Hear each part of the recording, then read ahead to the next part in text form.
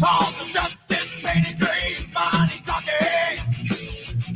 Power wolves, please check the door, hear them knocking. Soon you'll please their appetite, they devour. Hammer of justice crushes you, overpower. The ultimate insanity, exploiting their supremacy. I can't believe the things you say. I can't believe the price you pay. Nothing can save you. Justice is lost, justice is right, justice is gone. Pulling your strings, justice is done. Seeking no truth, winning is all. Fighting so grim, so true, so real.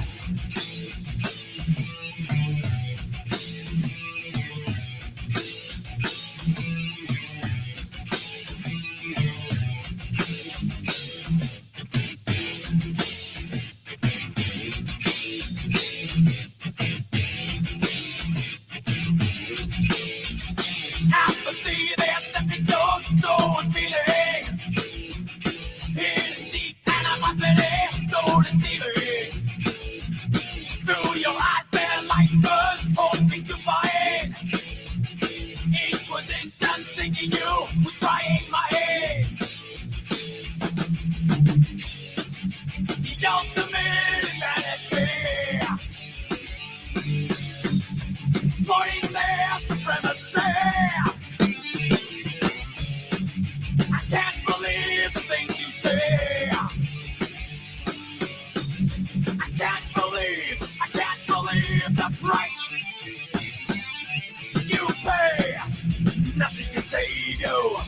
Justice is lost, justice is right, justice is gone. Pulling your strings, justice is done. Seeking no truth, winning is all. Fighting so grim, so true, so real.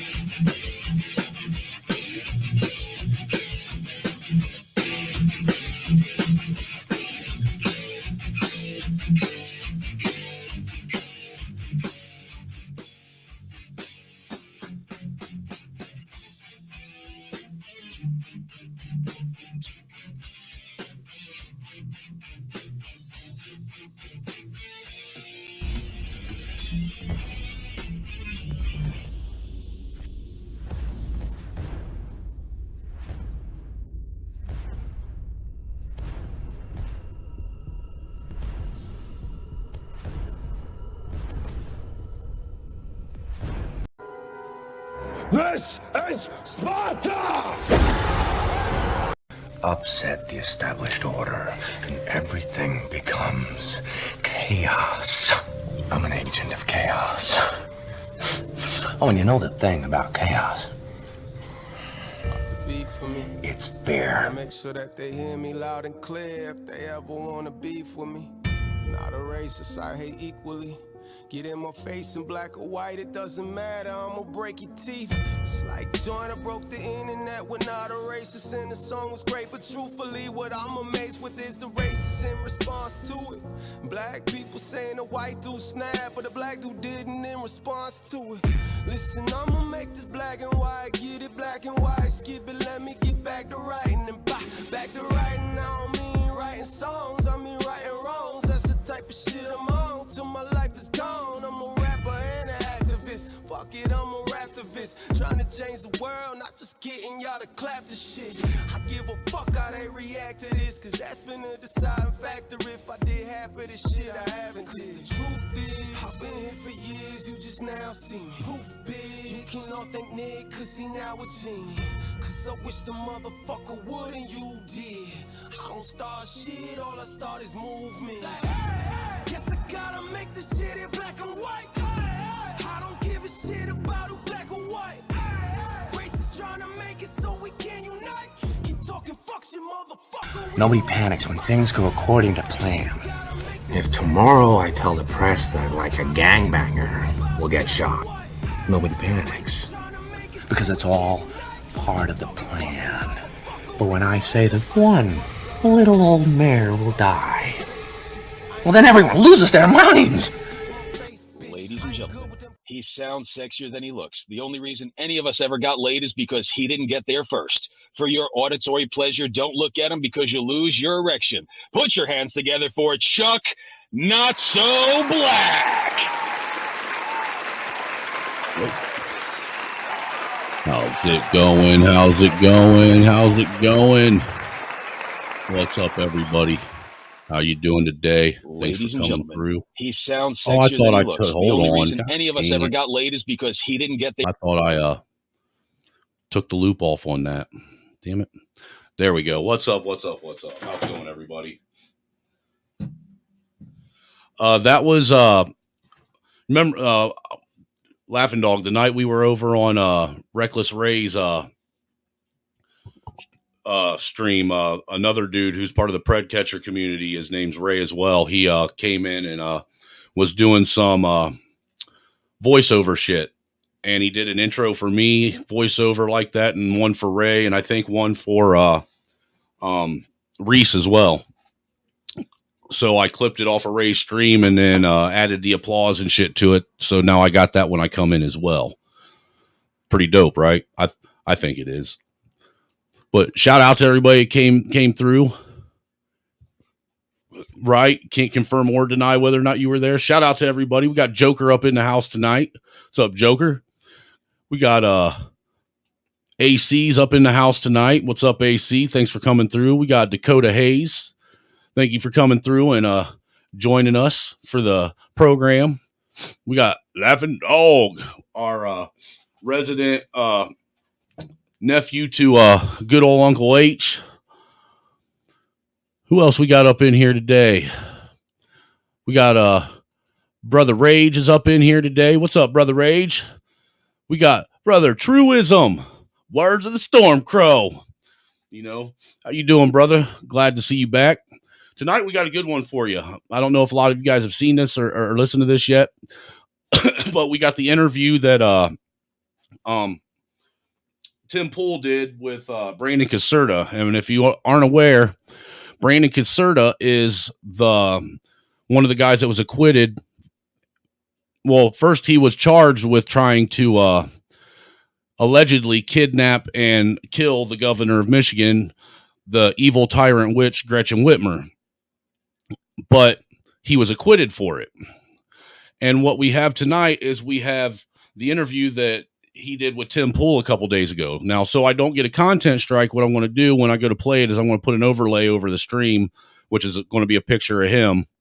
And then all you're really going to hear is the audio for it, but it's a good interview. And then tomorrow, which some of you like True, I believe may have seen it. I don't know if he's seen that yet or not, because he may have been around long enough for that one.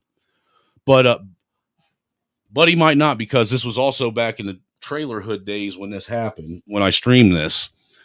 That's how long ago it was, back when I was still trailer hood. But anyhow, tomorrow, what I got for you is I'm currently in the process. I found the footage of all of us when there was 6 or 7 of us that were involved with that whole deal with the Gretchen Whitmer case, one way or another, that weren't indicted on any charges. And what I'm going to have tomorrow is the 7 of us that weren't indicted. We were all on a panel together about 3 years ago, interrogating one person that we suspected of being a Fed informant, and come to find out there was actually another person for sure that was a Fed informant, and possibly there's 2 other ones that I personally think now are Fed informants. But that'll be a good one to watch tomorrow too. So come check that out. What do you want? Night. Good night. Love you. Love you. Good dreams. See you in the morning. All right. So first off, before we get started, like I said, thanks for everybody for coming through. If you haven't already, make sure you like, share, and subscribe to the stream or the channel. If you'd like to help support the channel and the platform, you can do so through Cash App or PayPal. The links are always pinned at the top of the chat and the chat bar, and they're also always located in the description panel. And if you haven't, please make sure as you're coming in that you check out the poll question. Do you think that feds that participate in all this illegal activity that they've been involved in as of late, just to get cases and indict people, should they be fired?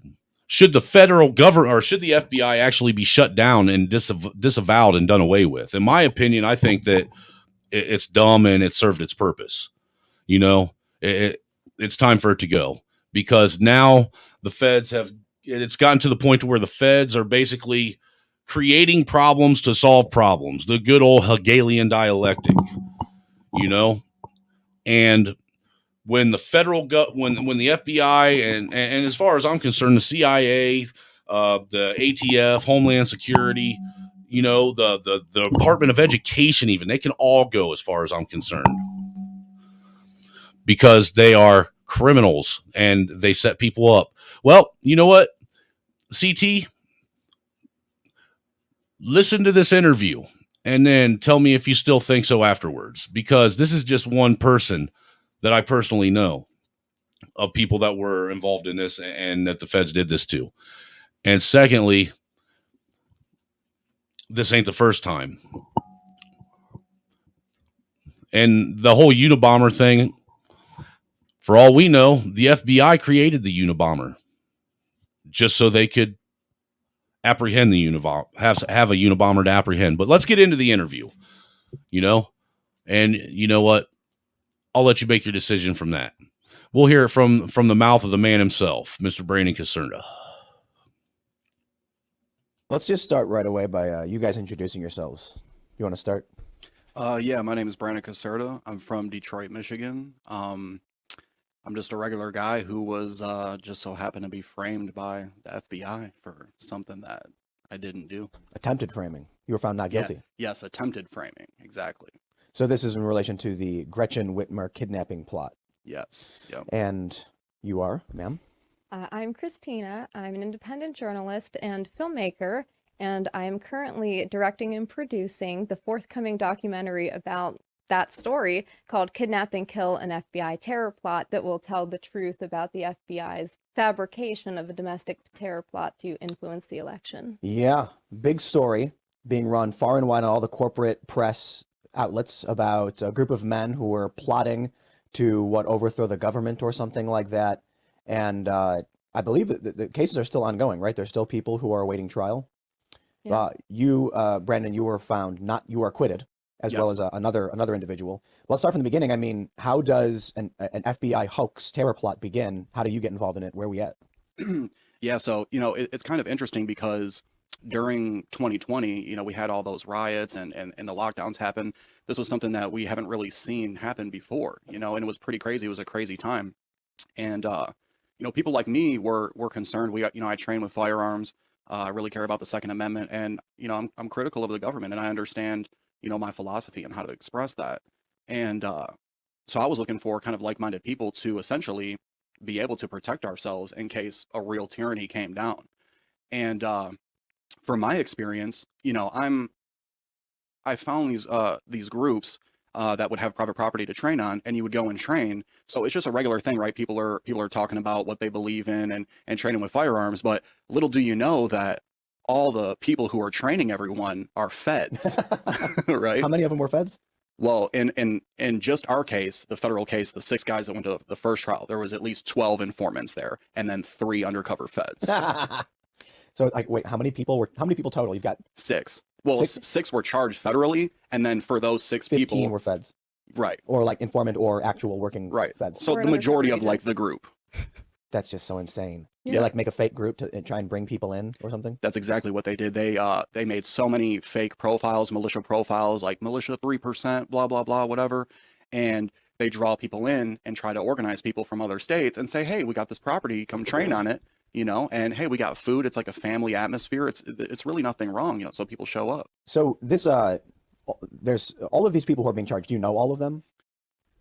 No, they were acquaintances of mine. I really got closer to them when I was in jail, awaiting trial than how well I knew them prior to that. You were in for, what was it, 18 months? Yes, 18 months. On fake charges. They made this up.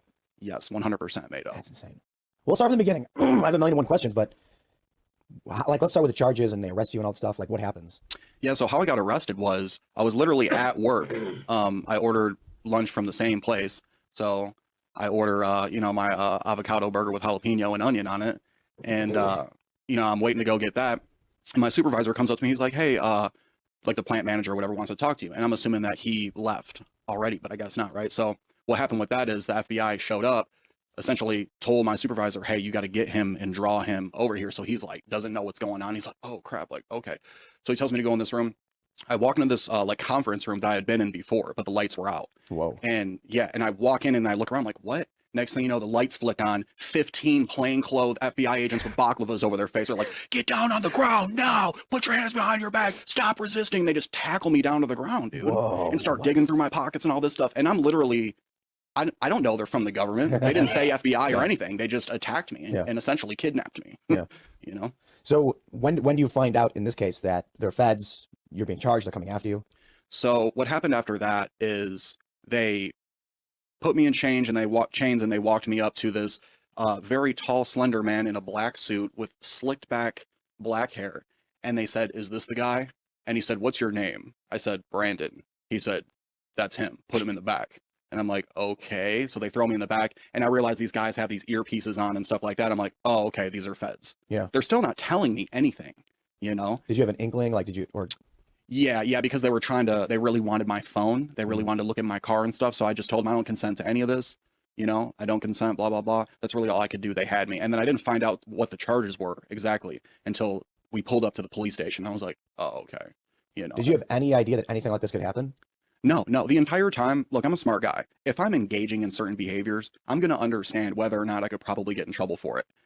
Not one time did I ever think that I could get arrested or in trouble for just expressing my beliefs. Me and my buddies wrote a sketch. We never did it. Wrote it years ago. And it goes like this. There's 2 cops in a van with surveillance equipment, and they're holding the earpiece to their right ear. And then you hear a guy saying something like, all right, get in the van, load the equipment, take it to the bridge. We're going to take all these people down. And they're going like, oh man, this is getting crazy. And then one guy's like, those are the victims. You sure about this? Yup. That's the target. Go now. And they're like, we got to go in and stop these guys. And the cops run out of the van, run to the house, kick the door in, and there's 3 fat dudes playing Grand Theft Auto. And they're like, yeah. Because, the general idea is, it's funny because me and my friends were talking about something like this years ago. This is basically what they do. My understanding in your case is they start asking you things. They start sparking up conversations, asking how you feel about things so that you can say something that's not illegal in any way, but they can misconstrue to a jury to make it seem like you had malintent. Yes, exactly. That's exactly what they did. And specifically, they it's like a theatrical thing. Like they record you training in certain instances, and then they pick certain angles of you, like with your firearm, and it makes it look more evil than what's actually happening. And they put these characters together, but they pick their main guys. And usually that person is someone who's kind of like down and out, You know, they might not be the most intelligent person. Yep. And they choose them and try to like groom them and coax them to say the most ridiculous things and put them in a leadership position and say, hey, you're the leader of Michigan, blah, blah, blah, whatever. Like Adam. Yeah. We had talked to the guys from, you know, Paradise Lost. Are you familiar with that? No. The Satanic Panic story from the 90s. Oh, yeah. 80s, 90s. Early 90s, I think. It's been a while. It's been a month or so we hadn't. But this is the general story. The cops find a guy who's not too bright, interrogate him to the point where he breaks down and just says anything. And then they say, now implicate these guys. And he does. And they go, we got him. Yes. Yeah. I was reading one quote in particular. It's like the notable quote, I suppose, where they claimed you said something to the effect of, if it all goes down, I'm going to be armed and I'm going to take action, or something to that effect. Yeah. Can you speak to that? I mean, what is that about? Is this you saying like, I'm ready for war? Or is it you in a hypothetical scenario where they're telling you you're being attacked? Like, what is this? Yeah, that's exactly what it is. So what had happened was I was pretty angry that, you know, 2 weeks prior to me actually getting arrested, I kept getting harassed by police. Like, they were making up reasons to pull me over, you know, and they pulled me over and for just like a bullcrap reason, you know, and at the time it's like I'm trying to pay my bills and stuff, so now I gotta like owe like $200-300 for this ticket. So I'm very frustrated. And in my philosophy, you know, if you were to engage in the same behaviors that police do on the road, like, why don't you go ahead and try to pull someone over and start rummaging through their stuff and then charge them a bunch of money and see how that goes? They're gonna think you're trying to rob them, right? So Trying to rob them. right. So, you know, after getting robbed, I was like, you know, frustrated. And I was saying, like, look, people that engage in this behavior, this is theft. This is robbery. And look, if this all goes down, I'm going to defend myself. You know what I'm saying? If tyranny happens, I'm going to defend myself with my firearms. And I'm not going to allow anyone to take my rights. So, man, I'm losing my voice now. All of a sudden, I don't know. But we'll try to get through it. You get acquitted. And I want to start there, and then we'll go back and talk a lot more about the trial. But what was that like? I mean, the jury heard the story, and it just was not credible. The evidence didn't back it up. What was the jury like, and how did they ultimately decide you didn't do anything wrong? Yeah, so this jury was very interesting because the entire time, you know, you're trying to gauge expressions of these individuals, and you're trying to figure out, like, when something is said, what was their reaction to it, or if they're on your side. And they were pretty stone-faced. You know, they were pretty good at not showing expression. And I think my attorney, Mike Hills, did a very great job of, you know, showing the truth and showing that, look, my client never agreed to do anything. Whether or not you agree or disagree with my client's statements about police or about the government, frankly, he said, I don't agree with him. But that has nothing to do with the charge. He's being charged for conspiring to kidnap the governor, right? And he says nothing about her. You know, he doesn't go to her house. He doesn't, you know, say, let's get her. He never agrees with anyone to do anything like that. You just have him saying offensive statements and then have him running through a shoot house with a short barrel rifle and then say, well, you should convict this guy because he doesn't like the police. How long was the trial? It was a month. And then I think it was really big news when this came out, because we started getting more and more details that this plot seemed entirely fabricated. Then your acquittal, and I believe Daniel Harris was also acquitted. Was that similar in his case? I don't know if you know or Christina. It was similar, yeah. Yeah. Daniel didn't agree to kidnap either. In fact, he'd said statements to the contrary, right? He had said things like, you know, we're not black bagging politicians and stuff like that. Like, yeah, so he had said the opposite. There was no agreement on his part for any kind of kidnapping. And with Brandon, one of the other things that happened is they early on pressured Ty Garbin to take a plea deal. And that was like right after you guys got arrested. You guys got arrested October 2020. I think January 2021, he took a plea deal, and his lawyer, his lawyer used to work for the FBI. So that's kind of interesting also. But once they had, you know, they had to have somebody to say that there was a conspiracy, because they couldn't prove it on their own. There's no evidence. There's nothing of these guys on audio, of the thousands of hours of video audio they have of anybody conspiring to kidnap anybody. And then you need to show a criminal enterprise. If you're saying people are conspiring to carry out like this act, show acts in furtherance of that conspiracy. Show where they're like stockpiling ammunition or making large purchases for firearms or whatever. They don't have that. So they have to have somebody take a plea deal and say, yes, this happened. And they pressured another guy, Caleb Franks, into taking a plea right before you guys went to trial, like a month before, and he'd been fighting it prior to that. But yeah, once they have people taking plea deals, they had these guys up on the stand, and they said that you were there one day where you were actually at work, and your lawyer was able to show that. They said that there was this secret meeting that at one of these government-sponsored field training exercises, or FTXs, that they said that a group of them went off somewhere separate from everybody else to have this like private conversation, where there just so happened to be no informant there that could record it, where everything else is being recorded by like 5 or 6 different people. So we just have to take these. And just a quick little sidebar in tomorrow's show where I bring the video up where all of us that were involved that didn't get indicted on any of these charges, we actually that trip that they're talking about right now was actually discussed. So you'll actually be able to hear it be discussed by one of the informants himself. These two guys' word for it that took the plea deal. This conversation happened. He says Brandon's there. He's nodding in agreement. Brandon's at work that day. And you were able to prove this? His Yeah, lawyer absolutely. did. Wow. Yeah, he pulled up my work record and everything and said, wait a second, this day he was at work right there. So Yeah. how could he be at this meeting? They're lying. Lying.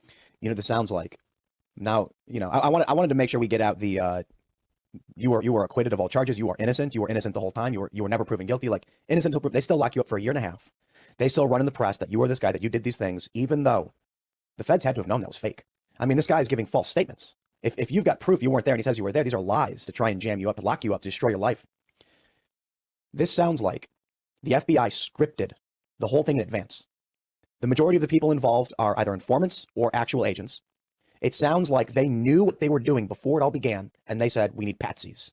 So we can create a fake circumstance to manipulate and steal an election. That's exactly what.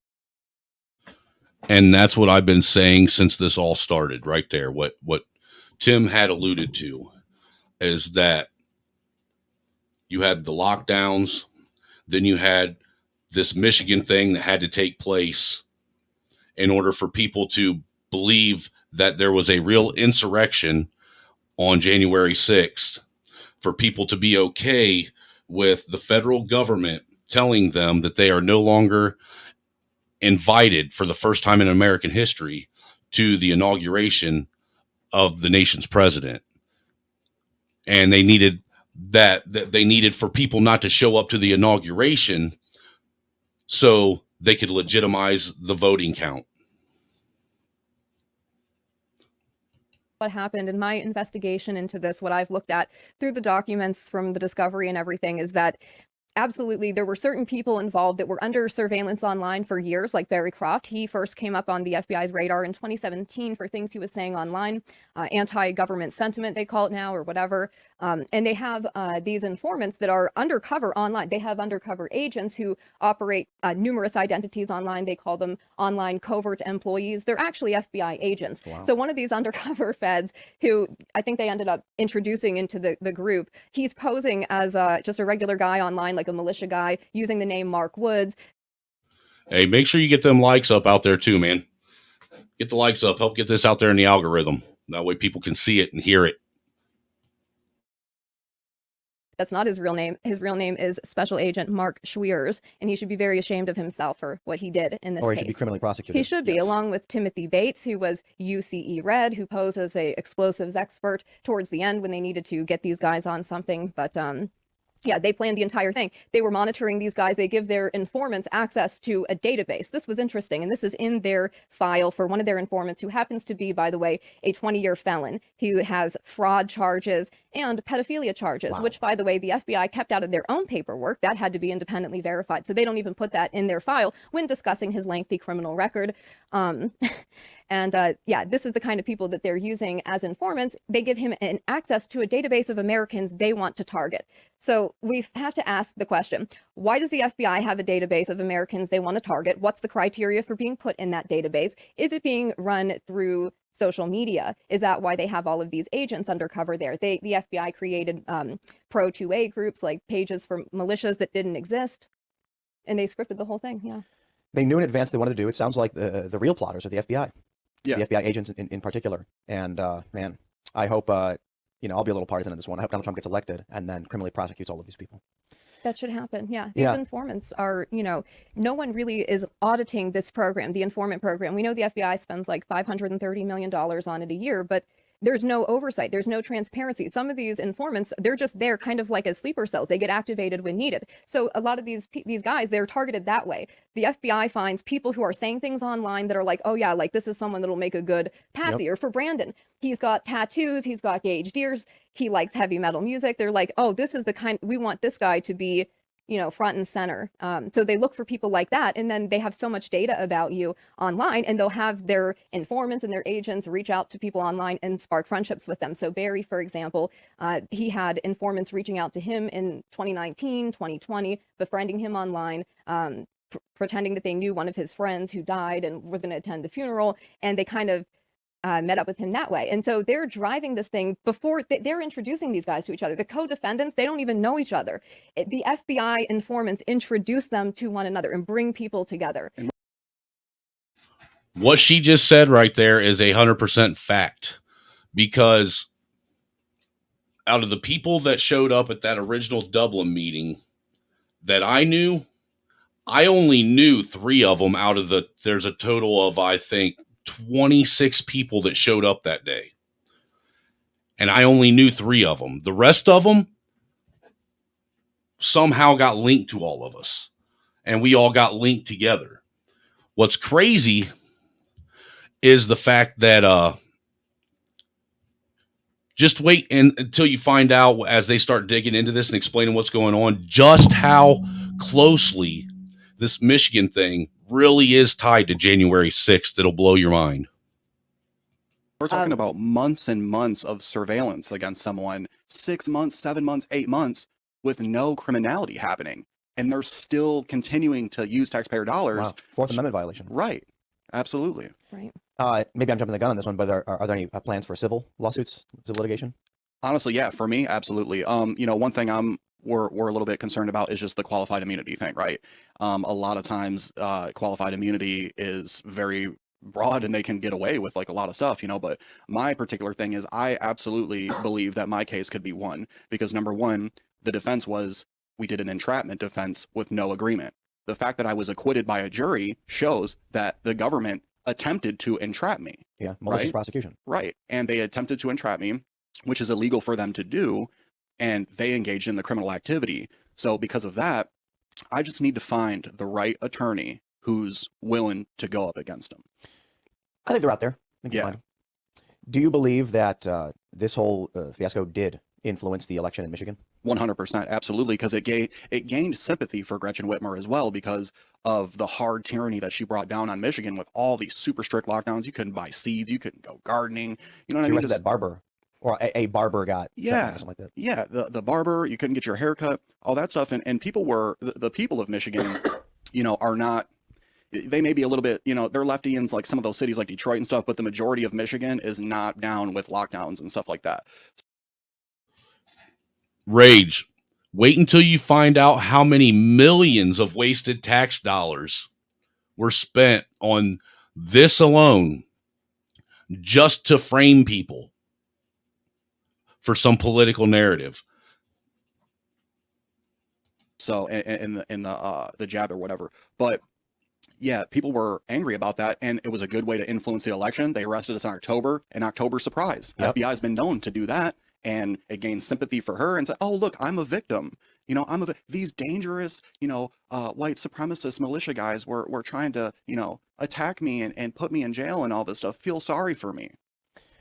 I think things are going to get bad. I've talked about it quite a bit. I think we're watching it. And your story is a component in what I often talk about, a looming civil war or something like that. I just recently talked about this because with the arrest of Donald Trump, we are in, once again, uncharted territory. But I say once again because it keeps happening. And so we're at the point where the sitting president's administration has arrested their main political rival. Never before in American history, but something we see in banana republics, something we see in pre-revolution or pre-civil war. And so I actually want to address that real quick, what he just said. That's something that I don't think a lot of people realize. And then I'll go back to the video or to the audio.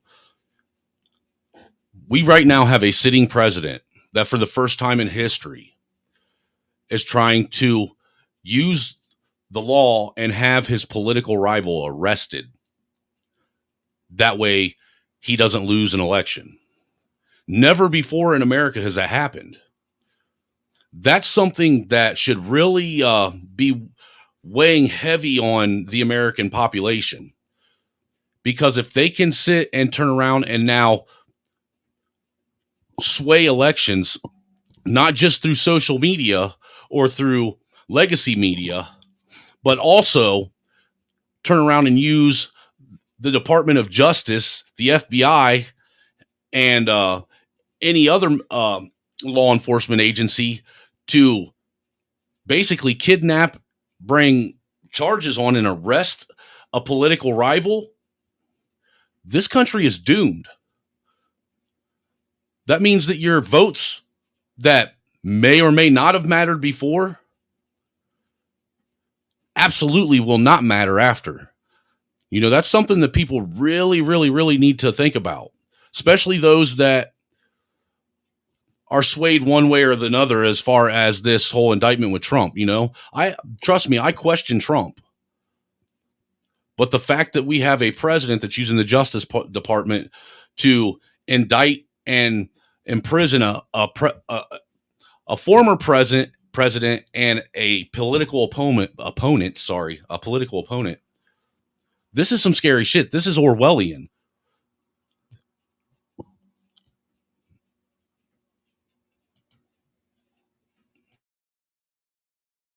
Segment together where I went back to 2017, an article in the New Yorker that said, "Are we headed towards a civil war?" And this is because of Charlottesville. They talked to a national security expert who said he believed there was I think he said 60 some odd % chance that in the next 10 years there will be a civil war in this country. And the writer, and this is New York, this is a liberal publication, said that she spoke with several, I believe it was a woman, spoke with several national security experts who put the range between 5 and 95% likelihood, based on what we were seeing in the United States at the time in 2017, and what they had seen around the world. The similarities were so shocking that the consensus among the experts was around a 35% chance in the next 10 years, and this is from 2017, that there would be some kind of civil war in the United States. The way I often frame it is, if I went back to you in 2017 and told you that a man with a communist Black Lives Matter tattoo on his neck would put 2 bullets in the chest of a conservative in the middle of the streets in Portland, you wouldn't believe me. You'd say, "Oh, what? That sounds crazy." If I would have said that the media would run numerous reports about a group of men, militiamen, who were trying to kidnap a governor to overthrow the government, you would say that would never happen. If I then went out and said, it turns out the story was a hoax fabricated by the feds to manipulate an election, you'd start laughing your ass off saying, now you've gone nuts. If I would have said on January 6th, hundreds of Trump supporters would fight with cops in the front of the Capitol and storm their way in the building, while several hundred others made their way, unknowingly through the back, and they called this an insurrection, you start laughing and saying, bro, you should write a movie. It's not possible. Every time something happens, I'll often say, like, it's escalated. Things seem to be getting worse. I want to just clarify real quick. I don't think it's apocalyptic. I just think we are going to have this tumultuous period, which I believe ultimately things are going to improve. And I think they are improving. But it's fascinating to me that, I go back to 2017. I make a video about this. I'm talking because of what happened in Charlottesville. And everyone I know, left and right, say, you're crazy. This is a clickbait article. The New Yorker is just putting out clickbait because it's shock content. It's going to make them money. And I said that I think the political conflict we're seeing between these factions in the streets is going to escalate. Antifa and BLM will go out and fight. Conservative groups, Proud Boys, Patriot Prayer, whatever it's going to be, are going to fight back.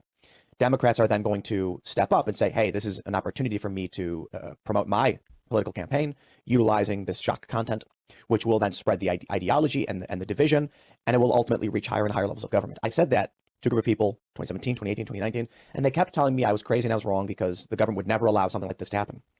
We have now gotten to the point where the sitting president has had his main political rival arrested in an attempt to put him in prison for the rest of his life. Clearly political. The Hillary Clinton camp smashed phones and destroyed public records, smashed phones with hammers, used open source purging software to wipe public records, all criminal. And we say, oh, but we're not going to prosecute it because it's too far beyond or whatever. And we say, fine. But then they go after Trump in this way. So my attitude is, I don't think it matters whether or not you think your side is right, the other side is wrong, whether you're left or right. Certainly believe you're right if you think you're right. I think I'm right, right? You guys probably think you're right. What matters is the conflict is happening. And so the reason I bring this up is, in your case, as I mentioned, if in 2017 you were to go to someone and say, October 2020, the feds will announce a militia was plotting conspiracy to kidnap a governor. Several of these men will be arrested and charged. 2 will plead guilty. You'd laugh your ass off and say, shut up, you're crazy. Right. We're 3 years beyond this. 3 years beyond this. Of course, you were acquitted. It was a hoax. The fact that the initial story was men try to kidnap governor or plot was shocking enough. I think it's 10 times as shocking now that FBI stages hoax to manipulate election. It's one thing if a group of random guys get together and come up with a crazy idea And we say, yeah, they're crazy people. Out of 330 million people, you're going to find some crazies. But then when you find out federal law enforcement actually did, provably true, our elections intentionally, now we're talking about the highest levels of government engaging in active conflict against the American people. Yes. Yeah. That's how I see it. That's exactly right. Scary times. You can look throughout the text messages of the agents and their informants where they are saying, like, they're telling people, we want to maximize attendance at this event, try to invite this person and that person. So some of the things that they've tried to use to say that this was a real plot, this actually happened, is they talk about the recon of her vacation cottage. They say, oh, these guys went and they drove past her vacation cottage because they actually wanted to do something. They were planning something. Well, you can look in the discovery and look at the text messages. The FBI agent has planned the first ride along. He's saying, invite this person, try to invite that person, do this and that. In the vehicles, it's FBI paid for vehicles. They pick everybody up. They're the ones driving the vehicles. You've got the informant, the main informant, Dan Chappell, driving. Sitting next to him is undercover agent Red, aka Timothy Bates, who says something like, where are we going, fellas, or whatever. And Barry is in the backseat, I think, with Adam. And Barry says destination unknown. He doesn't know where they're going. Wow. But this is how they plan these ride-alongs. So Barry was invited to the night recon or ride along to her vacation cottage. Now, Barry's told at one of these field training exercises he's invited to that they're going to be doing land navigation training as part of their militia training. Barry is he's a 40-something-year-old truck driver from Delaware with 3 daughters that he's raising by himself, by the way. He's got a fiance who suffered a traumatic brain injury that he's dealing with. So he's driving around the country, though. He's attending these FTXs because he wants to be able to defend his family if something happens. And they tell him we're going to be doing land navigation training and night vision training. And then he gets invited. He doesn't know where he's going. The FBI drives these guys by Whitmer's vacation cottage. Prior to that, they've installed a pole cam on her property. A pole cam has like the night vision video, because they want to be able to pick up this vehicle driving down, because they wanted to show this to the jury to say, look, they were casing the place. Well, actually, they really wanted to do actually, real quick, that night that they went on that, they never went by her house. They didn't even go by because, Really? Yes, because the leaders of the group, right? They never had the address. You know who did have the address? The feds did. And guess what? Jason Chambers said, oh, they don't got the address, sent the main informant who was driving the address. Guess what? It was one number off. It was the wrong address. He messed up. So they drove around aimlessly, never even going to her house at This is all. crazy stuff. I know, and I hate to laugh about it, but That's crazy if you think about it. I mean, they're orchestrating this thing, setting it up, trying to get people to do things, suggesting things to people. As far as them casing Whitmer's house, they set up the whole situation, and then they don't even have the right address. I guess that's not crazy. That's been a pretty reoccurring thing here as of late when it comes to late night no-knock warrants and shit like that we've been seeing, that they always seem to get the wrong house. How is it? I mean, they're supposed to have all the information. How are they getting the wrong houses and not being able to get the proper information? it's so ludicrous. It is so theatrical and over the top the way that they're doing this stuff. They are scripting a movie. The FBI is literally plotting this out like they're writing a narrative, and they'll cherry pick things to put it together to try to make this over the top thing like, oh yeah, these guys were really going to do something. So they were able to make a reconstruction of that video, by the way, which means the FBI just created like a theatrical video and they let them play that to a jury. Wow. And Now think about that. They went through the lengths to set up a camera on a pole cam. That way they could sit and have this whole scripted thing, that plot that the FBI is setting up and planning to have video evidence of them pulling up in Whitmer's vacation home and allegedly trying to case it and find, get a lay of the land, so to speak. And they mess up so much so to the point that they make a like one of those mock videos. It ain't even the real thing. And the judge allows them to use a mock video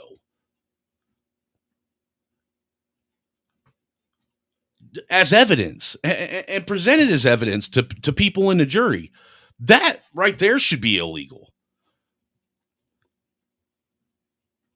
Never happened. It never happened. Not only did the first ride along, they didn't even really go in the right place, even though the FBI was the ones driving the vehicle. They do these reconstruction videos and play it to a jury to influence and bias them. We know also that in your jury trial they did? What? They showed the fake video they made? Yeah. Yeah, absolutely. They showed that. They said this is what they were going to do and how they were going to do it. They had said, you know, Mr. Caserta right here was, you know, an enforcer, right? Like I was going to be like in the vehicle. And when you go on the trial, you know, the defense attorneys are cross-examining these witnesses, and they're like, okay, so they were going to go here and then what, get a boat and put her on a boat, and then who's going to drive that boat? And then wait, so that doesn't make sense. So you would need a 2-boat system, right? And then you just go on, and it's like there was no plan to do anything at all. But they got what, 2 people so far to plead guilty? Yep, and that's what they do is they threaten with life in prison to, you know, these young 20-year-old guys, and you know they fold and they take a cop and say, you know what, I'll lie for you in order to get less time. I don't care. Ty Garvin, I think, is already in a halfway house. He'll be out soon. Yeah. The 2 guys who decide to cooperate against me and Daniel Harris and everybody else, they're already out of jail. And Barry and Adam, who are still completely innocent, are, you know, serving 16, 20 years for something that the FBI did. Are you guys religious? Yes. You are? Yeah. Christian? Orthodox Christian. Are you? I'm not religious, but I believe in creation and God. Yeah, I'm probably in a similar spot. I only bring this up because are you familiar with what the final level of hell is reserved for? No, what is that? Betrayers, traitors, the disloyal. Snitches. Yeah. Yes. I think I fear several things in circumstances like this. The malicious evil of these FBI agents. We're talking about malevolence that most people do not want to believe exists. And then the more so banality of evil in the men who took plea agreements to save themselves, knowing they were lying to do it. The scary thing is that these guys who pleaded guilty, these are guys who, presented with the opportunity from the FBI, said they would rather burn down this country than risk any harm to themselves. And that's a terrifying thought that people like that exist, because we know that evil exists and we know that goodness can stand against it. We know there's a possibility that if we do this right, and come 2024, maybe not Donald Trump, but if we do get real and effective leaders, we might see justice brought to these malevolently evil FBI agents. But when you realize that so many of the people in this world are like those who pleaded guilty and then lied to try and destroy your life, there's a lot of complacence. How about they get promoted? These agents get promoted and rewarded for this stuff. And I think that people see that, you know, it's crazy. So you mentioned they're malevolent, they're malicious, these agents. I don't think people really understand that. I want to talk about Richard Trask. Richard Trask was the Bureau's public face for this case. He was the guy that wrote your criminal complaint. He signed off on it. He was at your preliminary hearing, right? Yep. Testified. He was their star agent, right? This man is disgusting. He attends a swingers party in Kalamazoo with his wife. And when they get home, there's an argument about the party, and he tries to kill her. Whoa. You can see the body cam footage. I encourage everybody to watch it. Richard J. Trask, look at his arrest footage. He tries to kill his wife. He bashes her head against the nightstand numerous times. He gets on top of her and he tries to strangle her. There's blood all over the sheets. It's on the body cam footage. You can see it. The police are saying to each other, like, this guy's counterterrorism. He's probably armed. He knows law enforcement tactics. So they're scared. The police are saying, don't turn off any of your cameras or your recordings. He fled the scene intoxicated in her vehicle, by the way. So they're calling This is before him. or after? This is after we're already in jail. I'm already in jail. He's in jail. And This he is does while this guy's trying this case. He This is just like June. testified at your preliminary hearing. None of you guys committed any act of violence. They say you conspired to. This is a man, and I will say there's a correlation with domestic violence and law enforcement. There seems to be something there. So Richard Trask, this federal agent, tries to murder his wife, flees the scene intoxicated in her vehicle, and then the police call him and they negotiate him to turn himself in. They meet him at a parking lot. He's in his underpants. He's got blood on his face, blood on his chest, and they open the door and they say, like, you need to get out of the vehicle. He goes, what's this about? Wow. He's covered in blood, acts like he doesn't know what's going on. By the way, he went to court. He went to court after that. He still has his guns. He He still has his firearms. He's not in the FBI. The FBI fired him, but Wow. yeah, they didn't try to hit him. He didn't. Did this play a role in your trial?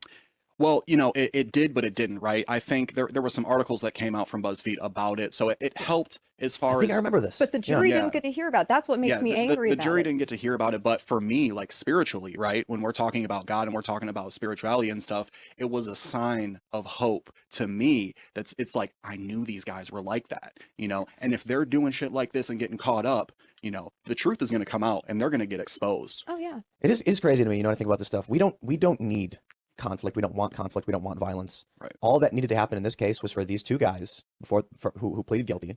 They needed to say, I will not violate my integrity, my honor, by lying for you to hurt someone else. And I guess I don't know for sure, but I'll ask you, would the feds have had any case at all if these two guys did not plead? No. None. And so it's only because these two cowards were willing to lie for the feds to save their own asses that we've come this far. Yeah. And I will say too, the court system they protect themselves from seeing the information. So the lawyers tried to get in exculpatory statements, out of court statements, basically things that were picked up on the wire while they had all these different informants driving these guys around the country to various excursions, FBI sponsored field training exercises, whatever. They're driving them around and, sorry, I lost my train of thought. They're driving around these two guys who pleaded guilty, who had lied. I forgot what I was. I'm sorry. What they do is they make up scenarios and they're like, hey, let's do land navigation, right? And you have text messages of the FBI agents texting the informants like, hey, you know what? Let's try land navigation today. Such and such is at work. Why don't you try to hit up this person and that person, see if they're available? We'll pick them up in the vehicle. Take them out to eat, do whatever, and say, hey, let's do some land navigation. And then like what they did to Adam Fox's. They pick them up and say they want to go to land navigation, and then they drive hours up north in Michigan, and they just go drive by like the mansion, the vacation mansion or whatever, and then say, and then lie. Right. And then Nah, Red, these guys really are cowards, and I would call them cowards, and for one reason only, because they sat and said, and anybody that's been part of a militia or 3%er or Patriot or any of these American movements has heard this out of people's mouths before. I will never fold up. They ain't never going to take me on my knees. It's going to be gun. I'm going down. In a hail of gunfire. Ain't nobody. I'll fight to the death. And then as soon as the hammer comes down and they actually have to live up to all the words that they say, they fold up. So yes, they are cowards. Absolutely cowards, because they couldn't even stand for truth.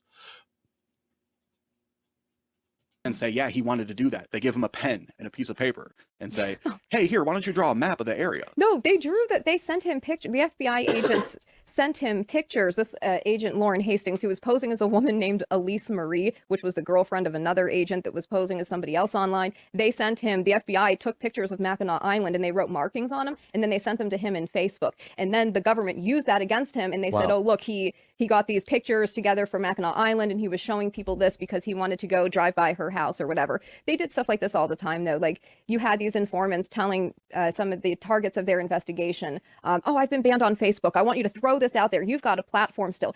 I want you to say this about this governor, or, say this, just throw it out there and see what people say. They do things like that. And then they'll use those posts against them later to say, oh, look, in February of 2020, he's complaining about a governor on Facebook. And it's like, well, in February of 2020, you had informants, multiple informants that were working him and manipulating him and telling him to do these things. And technically, their investigation doesn't start until March of 2020. Wow. So why are these informants in contact with people before?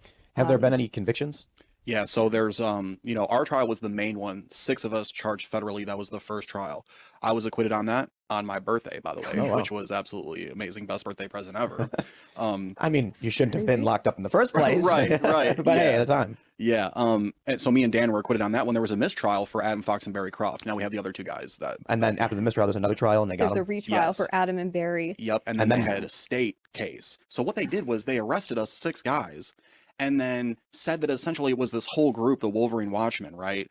And then we were like the leaders and the enforcers. So then, but how they criminally prosecute is something I've never really seen before, because they take one group because they know they don't have a case, right? They got to separate it. So they get one federal case, and then they separate, 2 other state cases. And so far, the 3 other guys in the state cases, they all got convicted.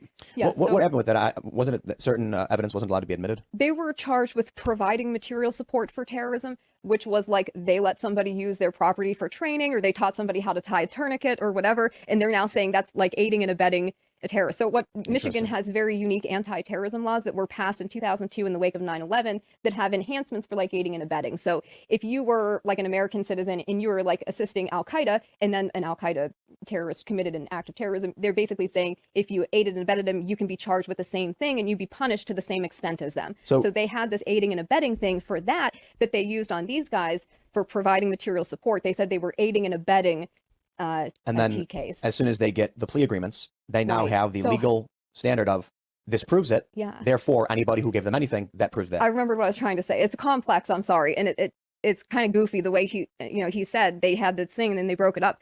So they broke it up into the federal case and then the 2 state cases. They needed the guys in the federal case, those 2 that took the plea deal, to take the plea deal because they needed those convictions so that in the state cases, you can't provide material support for a T act if it didn't happen and there is no conspiracy. So to get those guys in the state cases, they first had to get you all in the federal case, or at least get somebody to take a plea deal and say there was a conspiracy, and then they can get them for providing material support for that. Yeah, and the providing material support, what they were claiming it was, Second Amendment protected activity, right? So like you got a group of dudes that like shooting guns, and you say, hey, why don't you come over to my property? We'll shoot a little bit.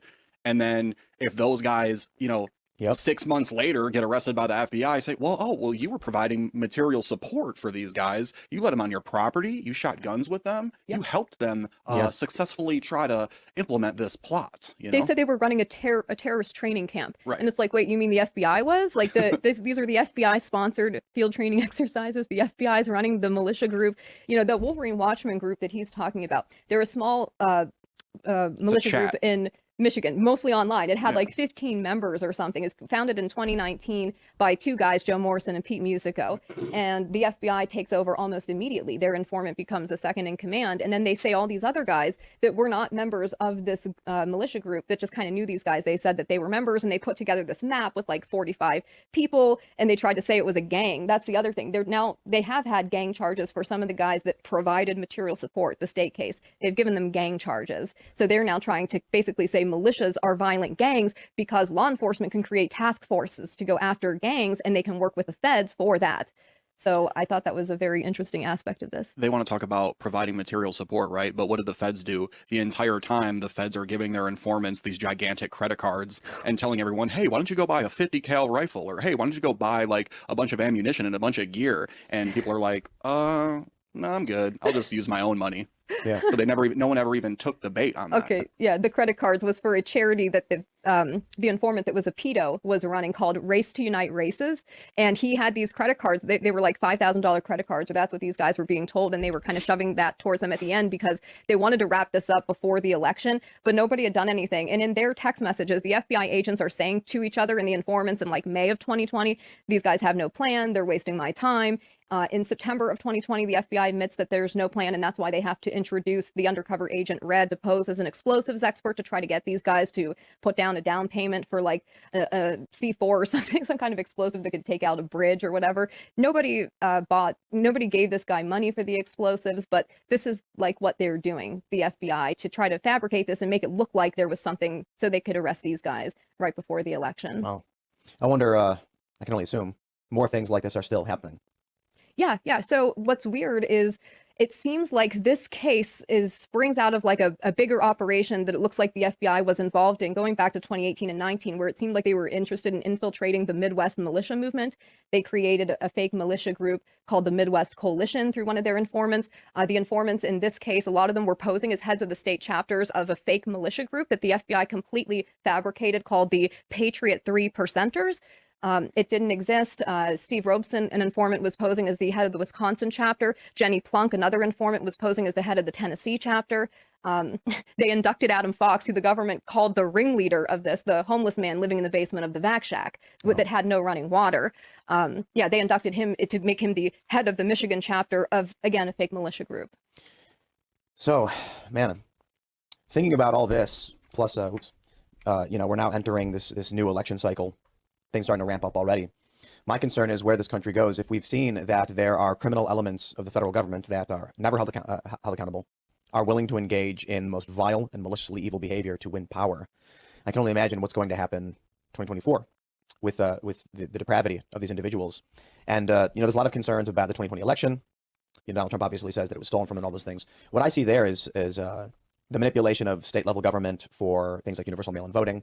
But what we see with this story, with your story, is direct. I'll put it this way: I don't think they care if you got convicted or not. I really don't think so. I don't think they care if any of them did. They did need at least one plea agreement, one, so they could start the whole thing.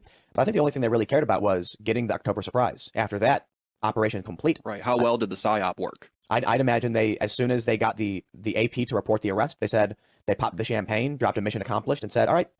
Well, they did too, because one of the lead FBI guys for the Detroit field office, Anthony N. Stephen Duantano, he was immediately promoted to the Washington D.C. field office, he wound up overseeing the January 6th stuff, and he oversaw my case and situation. I have to talk about that real quick, if you don't mind. So one of the aspects of his case is that during the lockdowns in 2020, there were anti-lockdown rallies in Lansing, in Michigan, and it was everybody showed up for this, left, right, whatever. People didn't want the state lockdown. They wanted to make money. So they showed up to this protest. The watchmen are there, some of them, and the informants. The informant, Big Dan's wearing his wire. He's with the group. The FBI has agents stationed all around the Capitol at Lansing while this lockdown protest is happening. They've got agents listening in, watching it in real time. This guy, the informant Dan, says on his wire, these guys, I think they're getting ready to do something. And all they were doing was standing there. They had their guns on and like their plate carriers, and they're looking scary, at this rally. But there's tons of people there. So the FBI, listening in to their informant, calls the Lansing Capitol Police and tells them, "We want you to stand down, open the doors, and let everybody in." Whoa, this was what? April 30th, 2020. Look it up. You'll see pictures of the Wolverine a trial watchmen balloon for in there. January 6th. Right, Michigan So State this Capitol. was the trial run for January 6th, all oversaw by the Detroit field office. So they say, open the doors, let everybody in. Now, the guys in the Wolverine Watchmen that are there that day, they stand in line peacefully. They go through COVID screening. They go inside, they occupy the building for like 4 hours, and then they leave peacefully. But the media the next day runs with the pictures of these guys in there and the narrative of like right-wing, white supremacist militia groups storming capitals. And so the gentleman who was overseeing the Detroit field office at that time, Special Agent Stephen Duantano, he is promoted 1 week after you guys get arrested, October 7th, 2020. He's promoted October 13th, 2020 by Christopher Wray himself to be the Assistant Director of the Washington, D.C. field office. And he is there. He's working that day on January 6th, overseeing another incidental storming of the Capitol that we now know had FBI informants present in groups like the Oath Keepers, the Proud Boys, and just there in general. We now know there were undercover Metropolitan Police Department people. They're on camera telling people they're dressed like Trump voters. They're on camera telling people, move forward, move forward. We know that now. Questions about Ray Epps? Yes.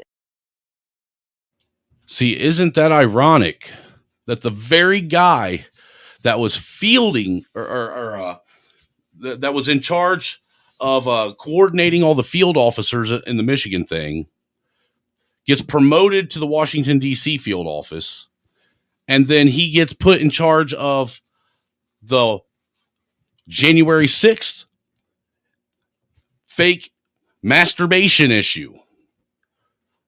And the same thing happens there as what happened at the Michigan Capitol when the Michigan Capitol was stormed,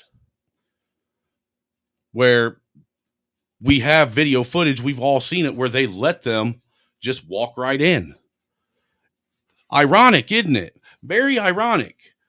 Then to top it off, when he gets promoted to what she's saying, when he gets promoted a week after all these guys it comes out that all these guys got arrested.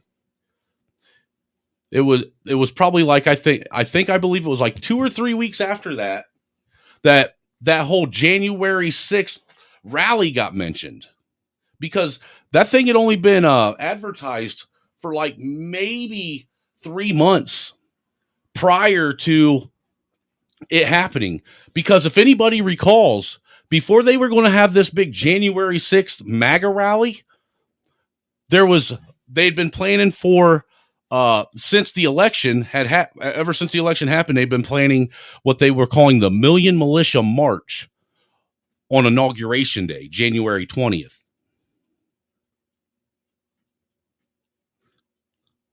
And then all of a sudden, that Million Militia March got canceled and sidetracked by this January 6th thing. The guy that was in charge of heading this January 6th thing was in charge of heading these guys getting arrested in Michigan, and it was also in charge of giving orders when the capital of Michigan was stormed when they were protesting the lockdowns. So D'Antuono is overseeing all of this on January 6th. He then retires right before Republicans take over, and they have the weaponization committee, and they start looking into this stuff. Conveniently, D'Antuono is retired. He now works for a consulting firm, but he's now being celebrated by Republicans because he said the obvious about the Mar-a-Lago raid. He said it was politically motivated. Well, sir, like, what has everything you've done the past 5 years been politically motivated? Yeah, maybe he's hedging his bets in case Donald Trump gets elected. I think that's exactly what he's doing. And the Republicans on the weaponization committee, they had this guy there. They got him to answer questions about the pipe bomber on January 6th in the Mar-a-Lago raid. They don't ask him anything about anything else related to January 6th. They don't ask him about the Whitmer case. It's amazing to me. So I would suggest they need to bring him back in and ask him questions. Maybe we're just looking at a whole lot of controlled opposition. Yeah, exactly. Another interesting aspect of this is one of the lead handling agents on the case, Heinrich Impola. He was accused of perjury by a U.S. attorney, a former attorney, Brian P. Lennon, in committing perjury in a prior case involving informants. He was basically accused of gross misconduct by a U.S. attorney who, for whatever reason, felt like his conduct was bad enough that he needed to alert D'Antuono in February of 2020, warning, saying this agent needs to be, he recommended he be turned over to the FBI's OPR, Internal Affairs Division, for an investigation. He sends that letter to D'Antuono and to Stuart Platt, the assistant director of the FBI, warning them about this agent. This is February 2020. 1 month later, he's a lead handling agent in the Whitmer case. So it's like he also got promoted. They were warned about him. They knew. As far as I know, there's been no investigation into that. It's amazing. They're now criminally charging the former president federally. They indicted him in New York. They indicted him in federal court in Miami, arrested and arraigned, and now Georgia's planning to do the same thing. It feels like this country is on the verge of imploding. It feels like they want that to happen, though. I think they're trying to instigate that. Yeah, and if we remember back then, too, they tried to say that we were Trump's henchmen. At first, they were trying to say that we were working for Trump and Trump hired us to go get Gretchen, because if we remember back then, Trump and Gretchen had that beef where, Trump was calling her out or not giving her enough money or something like that. And so the government, along with the disgusting corporate media, decided to say, oh, these were all Trump supporters and blah, blah, blah. Well, then a video of me leaks out where I'm like criticizing Trump, because the bump stock stuff and stuff like that. And they're like, oh, wait, hold on. He has an anarchist flag in the background. Wait, he's not a Trump supporter. They tried to say I was like Antifa. They couldn't put me in the box that they wanted ultimately, and that's where they failed about the whole Trump thing. No, they tried to do that with the Boogaloo Boys. Yes. So the only problem is you have a video of Boogaloo Boys shaking hands with Antifa. Yeah. Because these guys don't fit the narrative the media was trying to create. So they just lie anyway. But then you get a viral video where, I can't remember what it was, it might have been like SF or something, where Antifa says, you stood with us today, we thank you for this, and shakes hand with some Boogaloo Boys who are not hardcore right, Trump supporting militia guys or whatever. They're, yeah. I'm not going to, presume to know everything about them, but that certainly struck a hole in their narrative. Yeah. But you mentioned it seems like they're trying to instigate it. And I have to wonder, you can't look at what they're doing and the degree of sophistication required to pull off a plot like this. Well, it's not the smartest thing in the world. It certainly takes some degree of sophistication. And I feel like anybody who understands, 1 + 1 = 2 in this circumstance knows everything they're doing leads to social destabilization. So perhaps this criminal element in the federal government is trying to destroy this country. Sedition, the real seditious conspiracy. Yeah. I mean, the things they accused Trump of, they were all false. The protection of Joe Biden after the Burisma scandal. Joe Biden admitted on camera to threatening to illegally withhold loan guarantees, and no action is taken. When Donald Trump says, let's look into this, they impeach him for it.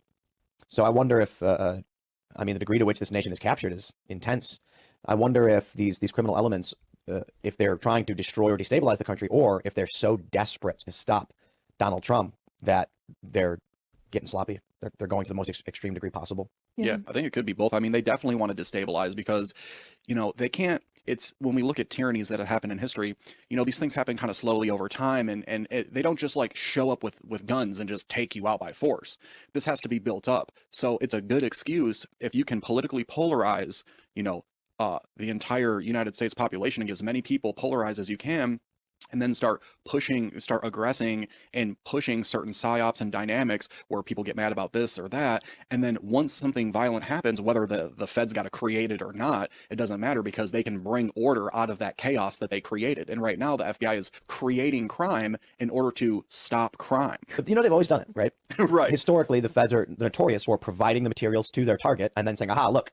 And it's like, if you did not do this, there would be nothing. Right. Yeah. Some they've done it with Muslims. Whenever they try to justify their own existence, now they're doing it to try and steal elections. That's a scary thought. Yeah. I'm curious where do you think this all goes? I mean, what we're at the point where the president has had his rival arrested. So what happens next? I mean, you know, I don't know what is going to happen specifically, but what I do know is that what we can do is, look, organize with people you love and care about. Stay close with people and talk to each other about what's going on in the world, because we need to pay attention. Have some storageable food, you know, get some training with firearms, have some backup water filtration systems, you know, and prepare yourself just in case something happens, because you want to put yourself in a position where you're able to sustain yourself for a long period of time without relying on the state for that. And then you want to have a community of like-minded people who understand morality, who understand principles, who understand rights, so that you guys can work together to protect yourselves. Because, you know, whether the government's coming down on you or not, if a situation like this happens, and whether the dollar collapses or whatever it may be, there's going to be people out there that didn't prepare like you did, and they're going to want to take what you got. Yep. There's the what is the saying? The people who are stockpiling but are unarmed are just storing food for those that are. Exactly. Yep. Yeah. You know, we talk about how you know, what you should do in the event of a catastrophe and things like this. I feel like with everything we've seen with Bud Light, the people are waking up. They're starting to realize the media has been lying to them more and more and more. They're starting to feel more and more comfortable. And so I think what we're likely to see is these criminal elements of government that, I mean, these are discernibly and provably criminal elements. Joe Biden admitting on camera that he illegally threatened to withhold loan guarantees. I mean, more and more information is coming out. So clearly criminal elements, plus the Hunter Biden stuff. Come on. But the more I see here, I think they're losing. I think the things they do with you and others are acts of pure desperation in an attempt to, it's the death throes. It is when someone is drowning, they start splashing around violently and crazily. And I think that's what we're seeing. My prediction is, well, a lot of people are predicting very, very dark and catastrophic days in the next year. So yeah, I think you're going to see a lot of crazy stuff. I think you'll probably see rioting from the left. They'll try and weaponize that. But I ultimately think regular people, we're getting to that point where it's like that scene in V for Vendetta where the cop shoots a little girl. And then finally the people it shows them all angrily walking up to the cop, and then you can only assume what happens next. But that point where the authority of the officer who's committed the crime no longer matters, and people are now standing up for their communities.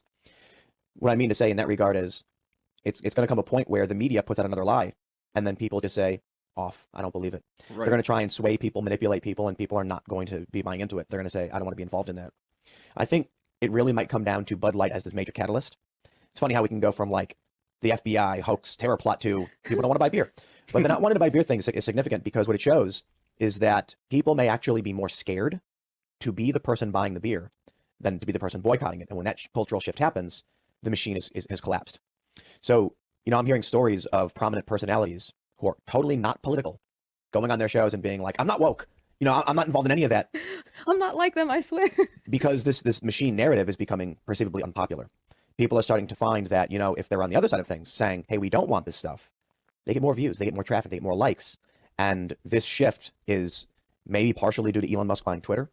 It could be a massive cultural tsunami that they could just not control. But their attempt at subverting this country and manipulating it it's ultimately failing. So I'm fairly optimistic in that regard. You know, I look at your story, actually, the acquittal, and I do think their ultimate goal was just the news story. That's what they wanted, to manipulate the election. They got it. But now they can't control the aftermath. So it seems like it may be a pyrrhic victory. They probably influenced the election and helped Whitmer get elected. It was shocking that we saw these people get reelected. Right. But then they can't control what happens next. And so now it feels like short term. You know, maybe as we move forward, things are going to start restabilizing. So my prediction right now, as it would seem, is the stuff we're all talking about with the FBI and these manipulations still happening, probably going to be worse. Yeah. But I think it'll have much less of an impact. The next time they do a plot like this, I think a lot of people are going to be like, do you believe this BS? I don't believe it anymore. Right. Yeah. That's ultimately, like, you know, the solution too. If enough people understand that it's a lie, you know, no violence needs to happen. There doesn't need to be any force required, because enough people understand the truth, you know? And if they say, you know what, in my mind, like, the authority that you claimed you have doesn't exist in my mind anymore. Therefore, whatever you're telling me to do, I don't believe it. It's not legitimate to me. Yeah. January 6th, you know, they really wanted to hammer that one, but I think it's not working. No, that's falling apart. I think even like normies are questioning January 6th now. I think all of their narratives are falling apart, and I think they're very desperate. I really do think that this is sort of like, you know, the end of the empire. And like you said, when an animal feels cornered, it lashes out kind of crazily. And an interesting thing about their case. Like, that's the purpose of doing a documentary about it, to tell the stories. I learned so much more about it investigating it myself and doing the documentary, talking to these guys personally, than I did from any media story and even listening into the trial myself. There's so many things you don't know. And to tell that full story, I think a documentary can really reach everybody. And I think it takes something like that to show people that the FBI lies so much. They're not good people. And I think that for Americans, we've been raised with shows like Law and Order, CSI. Americans have this idea that like lawyers and FBI agents don't lie, or they did for the longest time, right? You watch Law and Order. I think actually they did it for SVU, for instance, did a very good job of showing how evil the law enforcement could be. That's true. That's true. But I think there's this sort of like, Americans think that if a grand jury returns an indictment, there must be something there, right? If a prosecutor says something, they must be telling the truth. They don't think that these lawyers or prosecutors, U.S. attorneys lie, that there's still this sort of, authority and prestige that comes with that. That's why they have such a high conviction rate. They have like a 99.8% conviction rate, that guys like this, when they're being framed, are up against the world's most powerful government. Unlimited resources. Resources. I think a local outlet, Wood TV, I think they investigated how much money in your defense lawyers the FBI spent trying to frame you guys, and it was like $6 million. They had drones flying over these guys. They had planes flying at like 15,000 feet, following Barry as he's like driving his truck as a long haul trucker for almost an entire year before they start introducing him to his co-defendants. It's just amazing. And I think people really don't understand that. But I think seeing it, though, takes away that power that these people have. Because once you peel back the curtains and you see it for what it is, you understand that this is not legitimate law enforcement activity. There wasn't a crime in motion, and an informant just observed and reported back to law enforcement what was happening so they could stop it. This was the FBI manufacturing it, planning the whole thing, introducing people to each other that didn't know each other, staging the theatrical FTXs so they could film them. They built the shoot house. The FBI built that, not these guys. They said they were modeling it after her vacation cottage so they could train and practice taking out her security detail.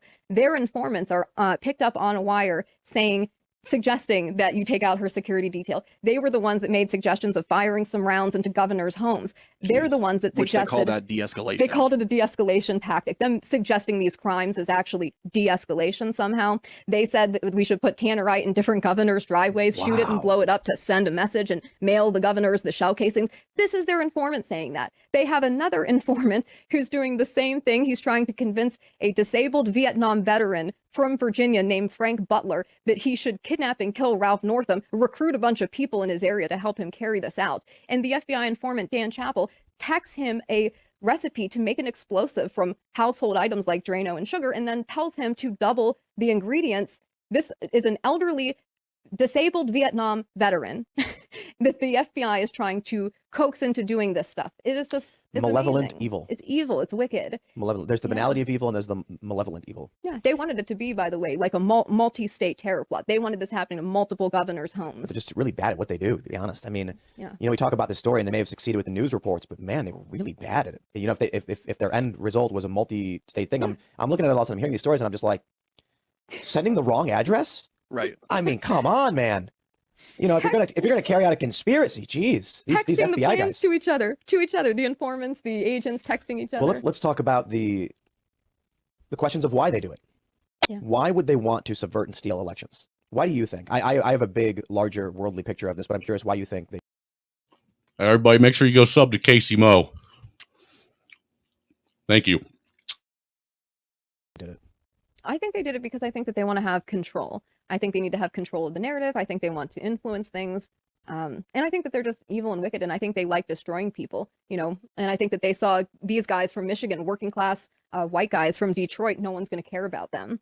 Yeah. That's what they Is thought. that how you see it? Yeah, I mean, I think there's like an apparatus within the government that you can work up in. You have these agencies and, your politicians and your law enforcement and your judges and whatever, but it's almost like there's this like secret evil apparatus within it that's almost kind of like people know about it, and if you get in with this person, with that person, and you succeed at creating this fake plot or whatever, then you start getting promoted. So regardless of your position, whether you're federal law enforcement or a federal prosecutor, you can everyone has an incentive to advance their careers at the expense of somebody else, and ultimately that creates an even bigger conspiracy within the government that is orchestrating a lot of the evil that we see in society right now.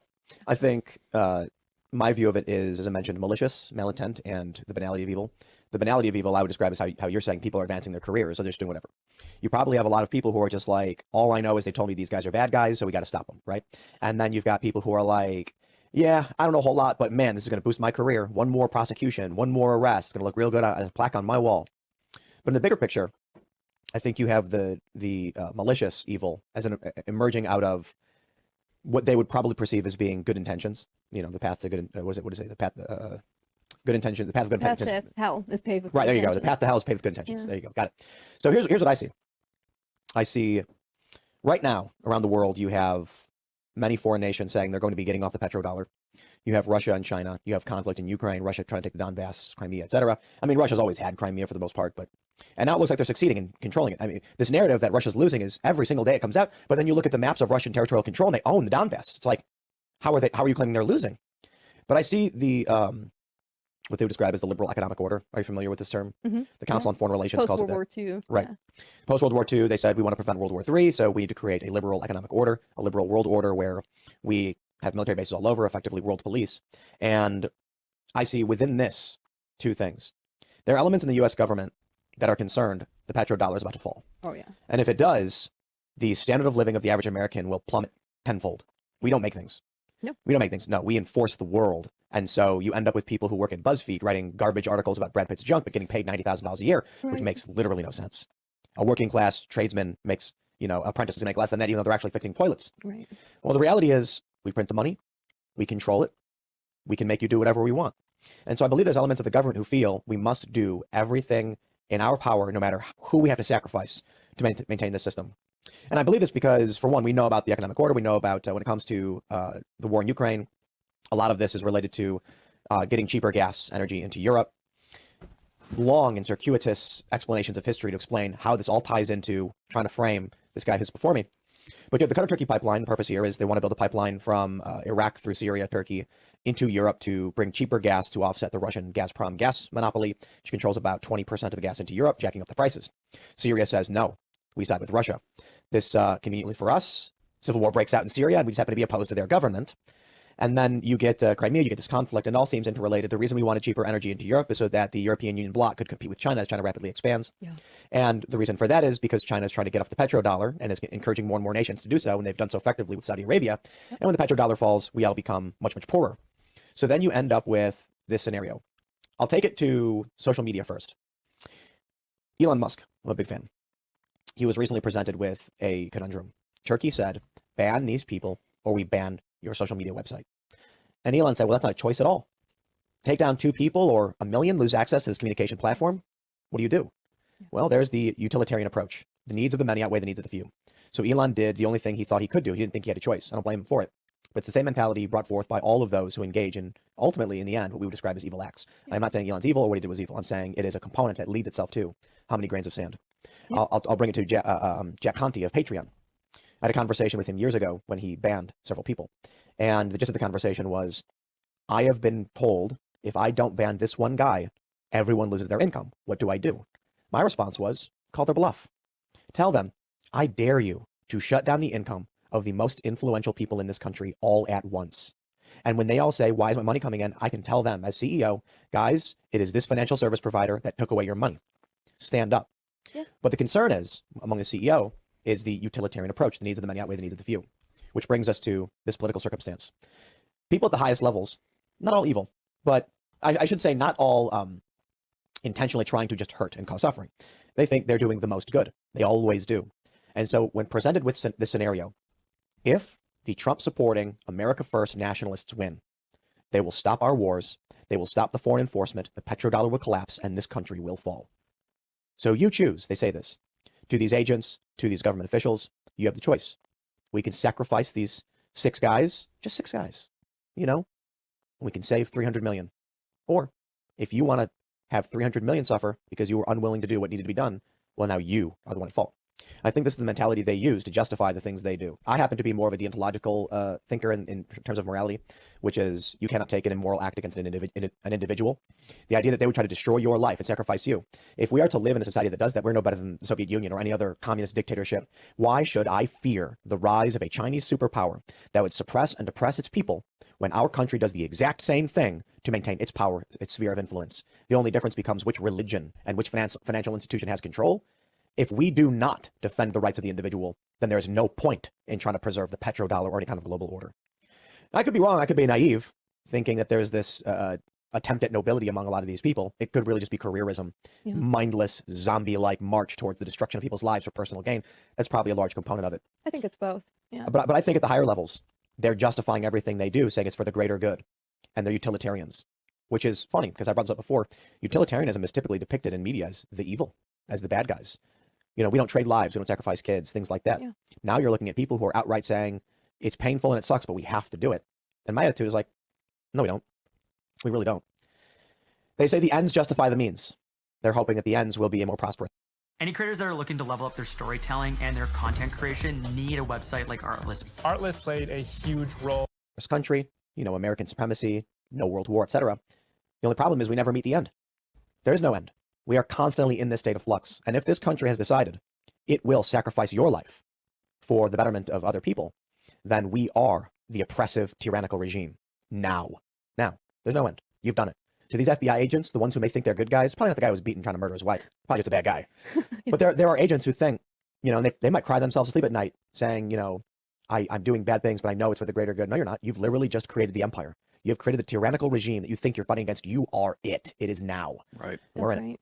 And I would say Jason Chambers, one of the agents that was handling this case, he was trying to leave the FBI and retire, and he was trying to launch his own private intelligence firm, a global intelligence firm called Exa Intel. And he was seeking like $1 million contracts to advise the government on cases of DT. And he was also seeking contracts with state governments to provide event security, venue security, Wow. which is fascinating when you look at what happened with the storming of the Capitol. It's Yep. like, while at the same time, he's negotiating contracts to sell his products for lots of money. And then he tried to hide that. He also was apparently using some woman he was paying as a CHS, as a confidential source and informant. He was giving her envelopes of cash for work she was doing to launch his private company. So I think that there's both, right? Yeah. I think Definitely. some of them have their own reasons for doing things. It's like money, you know, he Yeah. wanted to make a lot of money. Right. But I also think that some of these agents are young, they're naive, they don't know better. And I think that a lot of the younger agents are trained now to see people in this way. So a lot of the things from the global war on terror, it seems like they're moving that and shifting it to a domestic war on terror and taking all of those excesses, turning it inward now, because those wars are kind of over for the most part. Yeah. So now it's like, do we really want to see things like extraordinary rendition, enhanced interrogation? Like, we want to see that happening to Americans? You could argue it is at DC Gulag and things like that for the January 6ers. Yep. Yeah, and something with Jason Chambers as well. You know, with Exa Intel, these people are they are filled with evil, because if you look at the symbolism of his company, you know how they say, like, you know, certain corporations and stuff, they have these occult symbols that represent their company or whatever. And Jason Chambers' company Exa Intel had this, you know, very weird pyramid with an eye in the center, and then had some Latin around it that essentially means like the devil you know. knows, like the something devil like you that. know, or the one who knows all. You know, it was like a Latin Like the saying. all-seeing eye. Right, Back of exactly. the dollar. Right, and it's like very evil, and it's like, wait a second, you know, and this guy's trying to make millions of dollars, you know, putting people in cages. Yeah, we talk a lot about AI, and I think we should all fear a world in which the individual is treated like a single cell in a multicellular organism. It's an interesting thought. We were talking about this, I think this was last week, and with AI, with decentralization of powers, imagine a world in which when you're born, you're told your job is going to be a warehouse administrator. You're 3 years old or whatever, and you can never do anything else, ever. The AI has deemed it so. The machine has deemed it so. And if you deviate, they come and they just remove you, like any cancer in the body. You know, individual cells that are crawling all over the place, little bacteria, whatever, are independent individuals, and they can live about their little bacteria lives. Within our bodies is, what do we have, like billions, trillions of cells or whatever, and they all have a specific function. If they deviate from that function, they get destroyed. You can understand why that makes it, why it's good for our bodies that we destroy cancerous cells that deviate and start doing who knows what, making weird ass crap. But think about what that means in the macro sense. If a society starts treating people that way, your job is to be this, that's it, it's all you can ever be, and if you deviate from it, we will destroy you. I think that's where we're going. Yeah. That's what AI will create. That's what our government is creating, whether they want to or not. That's certainly what's happening. And we're at the point now where you have your purpose, and if you deviate, we destroy you. Yeah. You get minimal freedoms outside of that. And, you know, look, in the long run, they say you'll be happy and you'll own nothing. Yeah, you'll be happy and know nothing. And I think it's crazy how fast these technological advances are happening. It gives me nightmares to think about the kind of pre-crime society, because I think we're already moving into that, right? There's not really like a lot of legal precedent about things like AI and how data analytics are used. And, you know, we know there's companies like Cambridge Analytica and others, SCL, that have 5,000 to 8,000 unique data points on each voter. They know more about you than you know about yourself. And then they have the ability to kind of curate your news feed and nudge you. We know that. I think so are you familiar with the concept of the singularity? Mm-hmm. It's like the technological singularity, everything comes together and AI takes over and stuff like that. But I think AI has the potential in a very short amount of time, or potentially even now, because we don't know what military tech or Black Ops has been working on. I think it can predict the past and the future. And when I say the past is, Norman Downs had this really funny line where he was like, you know, I was reading about history and the good guys won every war. What are the odds? It's brilliant. But when we look at history, we can only take the word of the historians who wrote about it. I think with AI, we can accurately map out all the time. And I mean it. With the future, it's all, the further we move away from the present, it becomes more probabilistic in that 20% likelihood, 10% likelihood. But I think it'll get more and more certain in that, you know, I was at the rock shop. They have this mall out here where they sell rocks. It's a really cool place. And there's like this piece of a rock. I don't remember what the rock was called. And I said, imagine there is a jigsaw puzzle on a table, and there's one piece missing from that puzzle.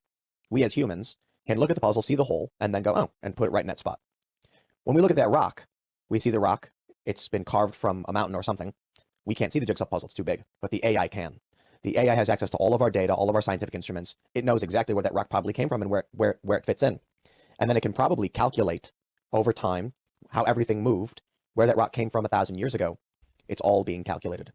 So what I see with that, you mentioned pre-crime, people need to understand that we're already there. We are already at the point where, it was a few years ago we talked about this, Facebook knows when you poop. It's a funny way to explain it. People laugh when I say it, but they do. Facebook can tell, because of all the data they've tracked from all of you, from every single person, what you will do next. So we don't notice these things because, like I mentioned, we can't see the full jigsaw puzzle.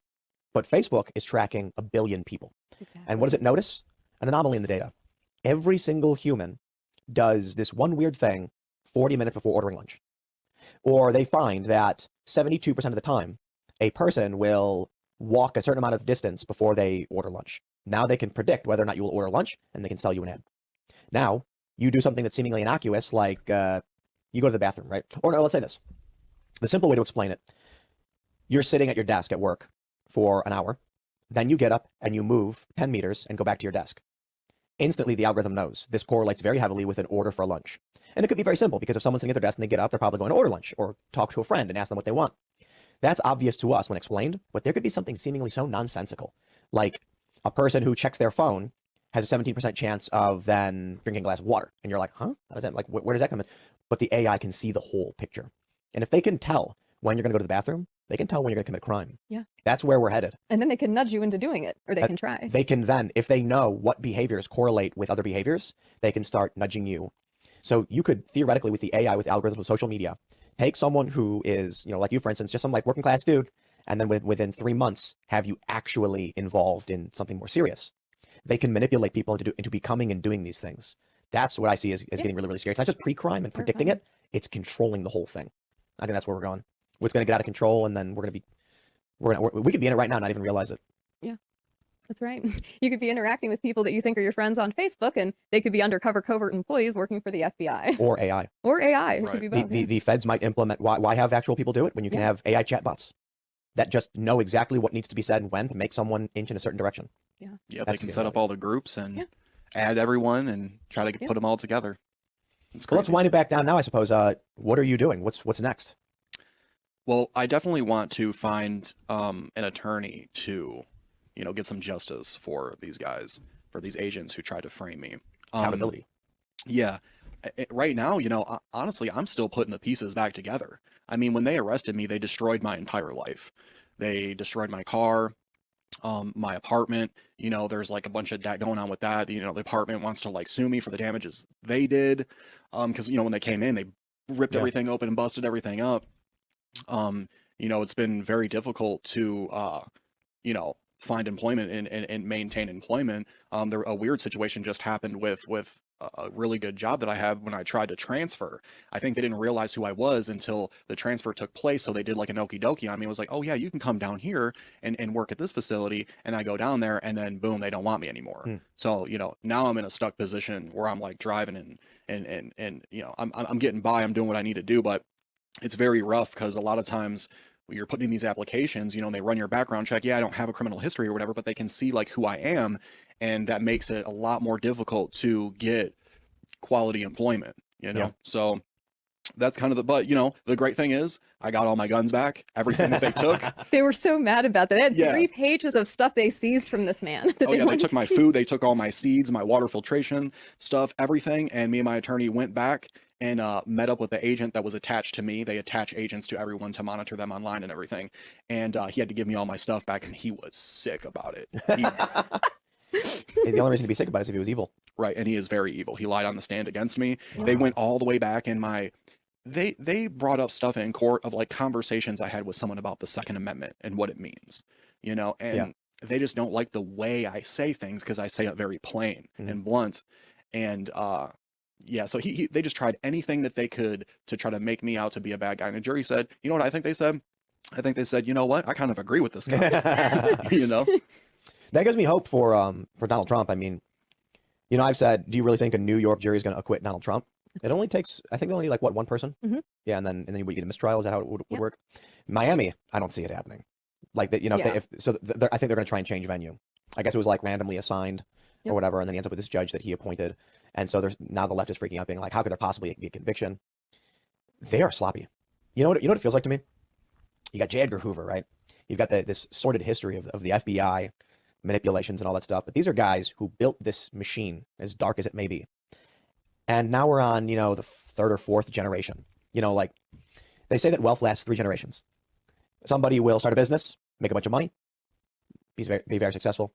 Then their kids inherit it. And then those kids, the business is stable. Then their kids inherit it. It starts getting worse and worse. And then their kids inherit nothing because none of those people had the life lessons required to maintain this machine. I don't think that stops at just running a business. I think that even matters for government. Maybe why we have the Strauss-Howe generational theory. Are you guys familiar with that? The 4th turning? No. Every 80 years is a conflict in the United States. 80 years ago, we had World War II. 80 years before that, we had the Civil War. 80 years before that, we had the Revolution. And so we're right now in what they call the 4th turning, which is supposed to be a period of great tumult and conflict. And it may be because every 3 generations, you have a generation of people who don't know the life lessons required. And so there is this natural conflict process where those who are able to, you know, there's a big fight and then someone takes over. But with the FBI, I wonder if that's what we're seeing. These agents are the, 3rd or 4th generation. They don't know how to maintain the system. They don't know how to properly implement these plans or tactics. It is like a copy of a copy of a copy. It is just really being poorly done. Yes. I mean, look, the fact that they got the address wrong, like they wanted this great piece of evidence that showed on camera this car driving by, and they screwed up something as simple as a single digit, is remarkable. Yeah, very incompetent. But just the things they were saying to each, like if you just read the text messages, the agents and what they were saying to the informants, they claimed that the informants didn't know about each other. Like one informant didn't know this person was an informant. That's not true at all. They're texting each other, they're calling each other, they're coordinating. You can see that. It's just there's things like this that are so easy to verify just by looking at the discovery that is publicly available, by the way. There is still a lot of discovery under seal that has even crazier stuff in it, but all you have to do is go and look. What if this is the real psyop?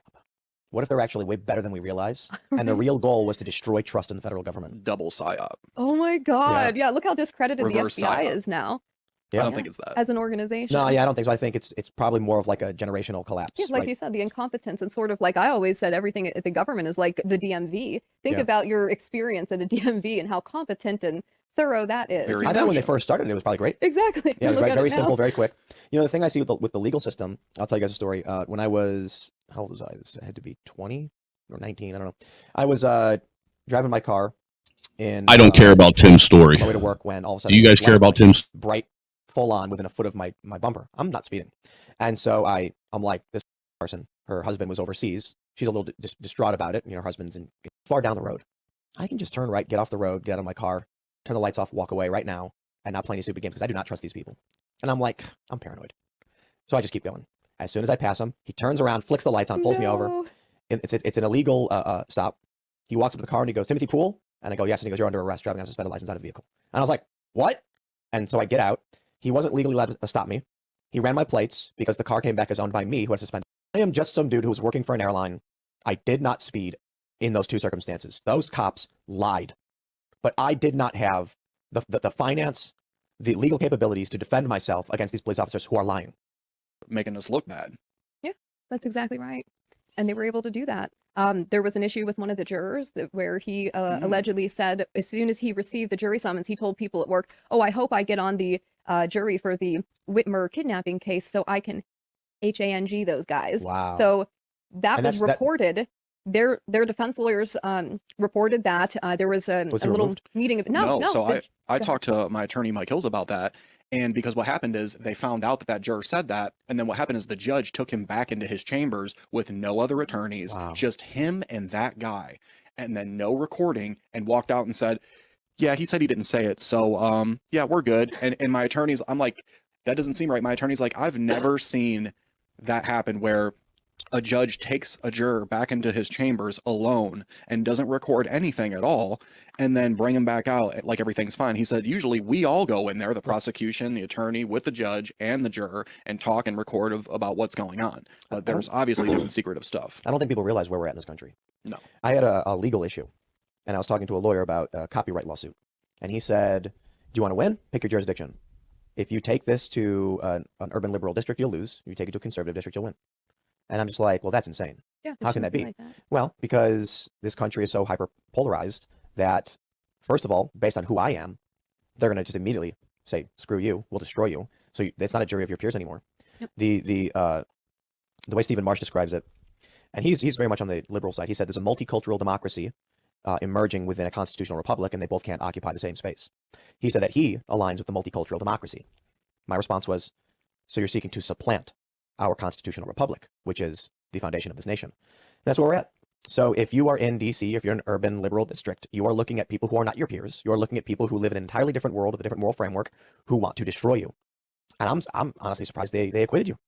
Yeah. It's surprising, but I guess they did such a bad job of trying to frame you that the jurors had no choice. Yeah, even with the way they controlled that courtroom and prevented the jury from seeing so much evidence, what they saw was enough for them to be like, no, I don't think I'm going to convict any of these guys, not even Adam and Barry. Then they had the mistrial and the retrial, and that was even worse. And what was it in the retrial? More evidence was restricted or something like that? Yeah, even more was restricted. That's right. They basically control everything. Moreover, every single person who wanted to testify for these guys as defense witnesses. So some of these field training exercises had as many as 30 or 40 guys there. Wow. Families. They had barbecue, swimming. The informants are providing alcohol and marijuana for everybody. Huh. So you had lots of people that attended these FTXs that saw everything that was going on, but weren't charged or anything. They wanted to testify and tell their story. Every single person was threatened by the prosecutors on the stand. The media saw it. Nobody did anything. And how they did that was they didn't have the jury watch this occur. What they did was the judge was essentially like, oh, okay, so the defense has like 15 people that might want to testify on their behalf. Okay, we'll send the jury back in the jury room. All right, bring this person out. Okay, blah, blah, blah. Then they talk. And then, the judge goes, prosecution, what do you want to do? It's like, well, this person's facing 15 counts of providing material support for terrorism, terrorist threats, and all of this stuff. And it's like just a woman who was there with her husband and their child. They were accusing the woman of... Yeah, like if she testifies, we're going to charge her. with that. Right, Wow. we could charge her. So essentially they coerced and threatened every single person who was trying to testify on behalf of the defense. We just need to weed out cowardice in our culture. We need to teach bravery. Yeah. I was explaining this on IR. They didn't just coerce and terrify, but the people like myself, because I was actually subpoenaed to testify for the defense in that case as well.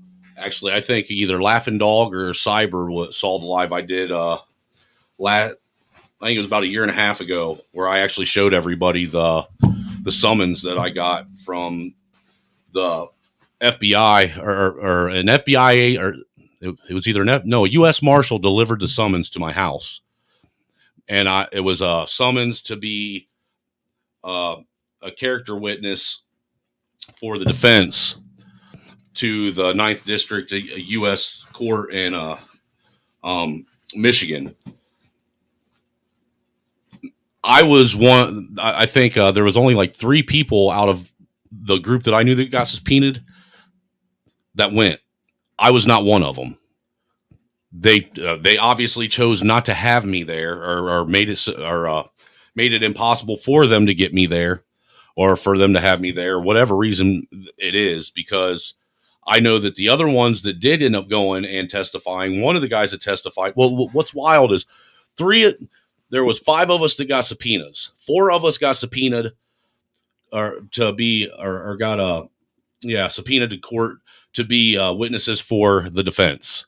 One of us got subpoenaed, or one of the guys got subpoenaed to be a witness for the prosecution. That's one of the other guys I'm going to show you tomorrow that I've come to the conclusion is also a Fed snitch, because he tried saying that it didn't matter whether or not you got subpoenaed by the defense or the prosecution, when absolutely yes, it does, because that tells who you're talking to and who you're going in to give evidence for. I mean, that's how that works. But the other 2 guys that went in, they basically went in and pled the fifth. They didn't say anything when they was up on stand. Me, on the other hand, I had spent the last year or better at that time actually out doing streams, jumping on bigger platforms, trying to get the story out, actively going, daily trying to get in touch with people like Tim Pool. Hell, I emailed him probably 30 times. I emailed, what's his nuts? Steven Crowder, probably 20, 30 times. I emailed Ben Shapiro. I mean, all these folks that are alt media that are supposed to, quote unquote, be pro-America, and none of them responded back to me. The closest I got was there was a guy that had a pretty decent sized platform that was who actually went down to January 6th with a couple of Alex Jones reporters from Band.tv. And he was going to get me in touch with what's the reporter that worked for that was the actual reporter that it was had to go to court with Alex Jones, the one with the beard. I forget his name right off the top of my head, but he was trying to get me in touch with him. He even set up a live stream that me and a few other guys did on his platform. And then after that live stream, he stopped streaming, and I never heard from him again. So they obviously didn't want me in court because, Owen Schroyer, thank you. They obviously did not want me testifying in court because I'd already showed that I wasn't going to be bullied or scared. I already knew what it was that I signed up for long ago. I already knew the chances that I was taking and the things that I was risking long ago. Me and my wife had already talked about this stuff long ago and what the potential net negatives were.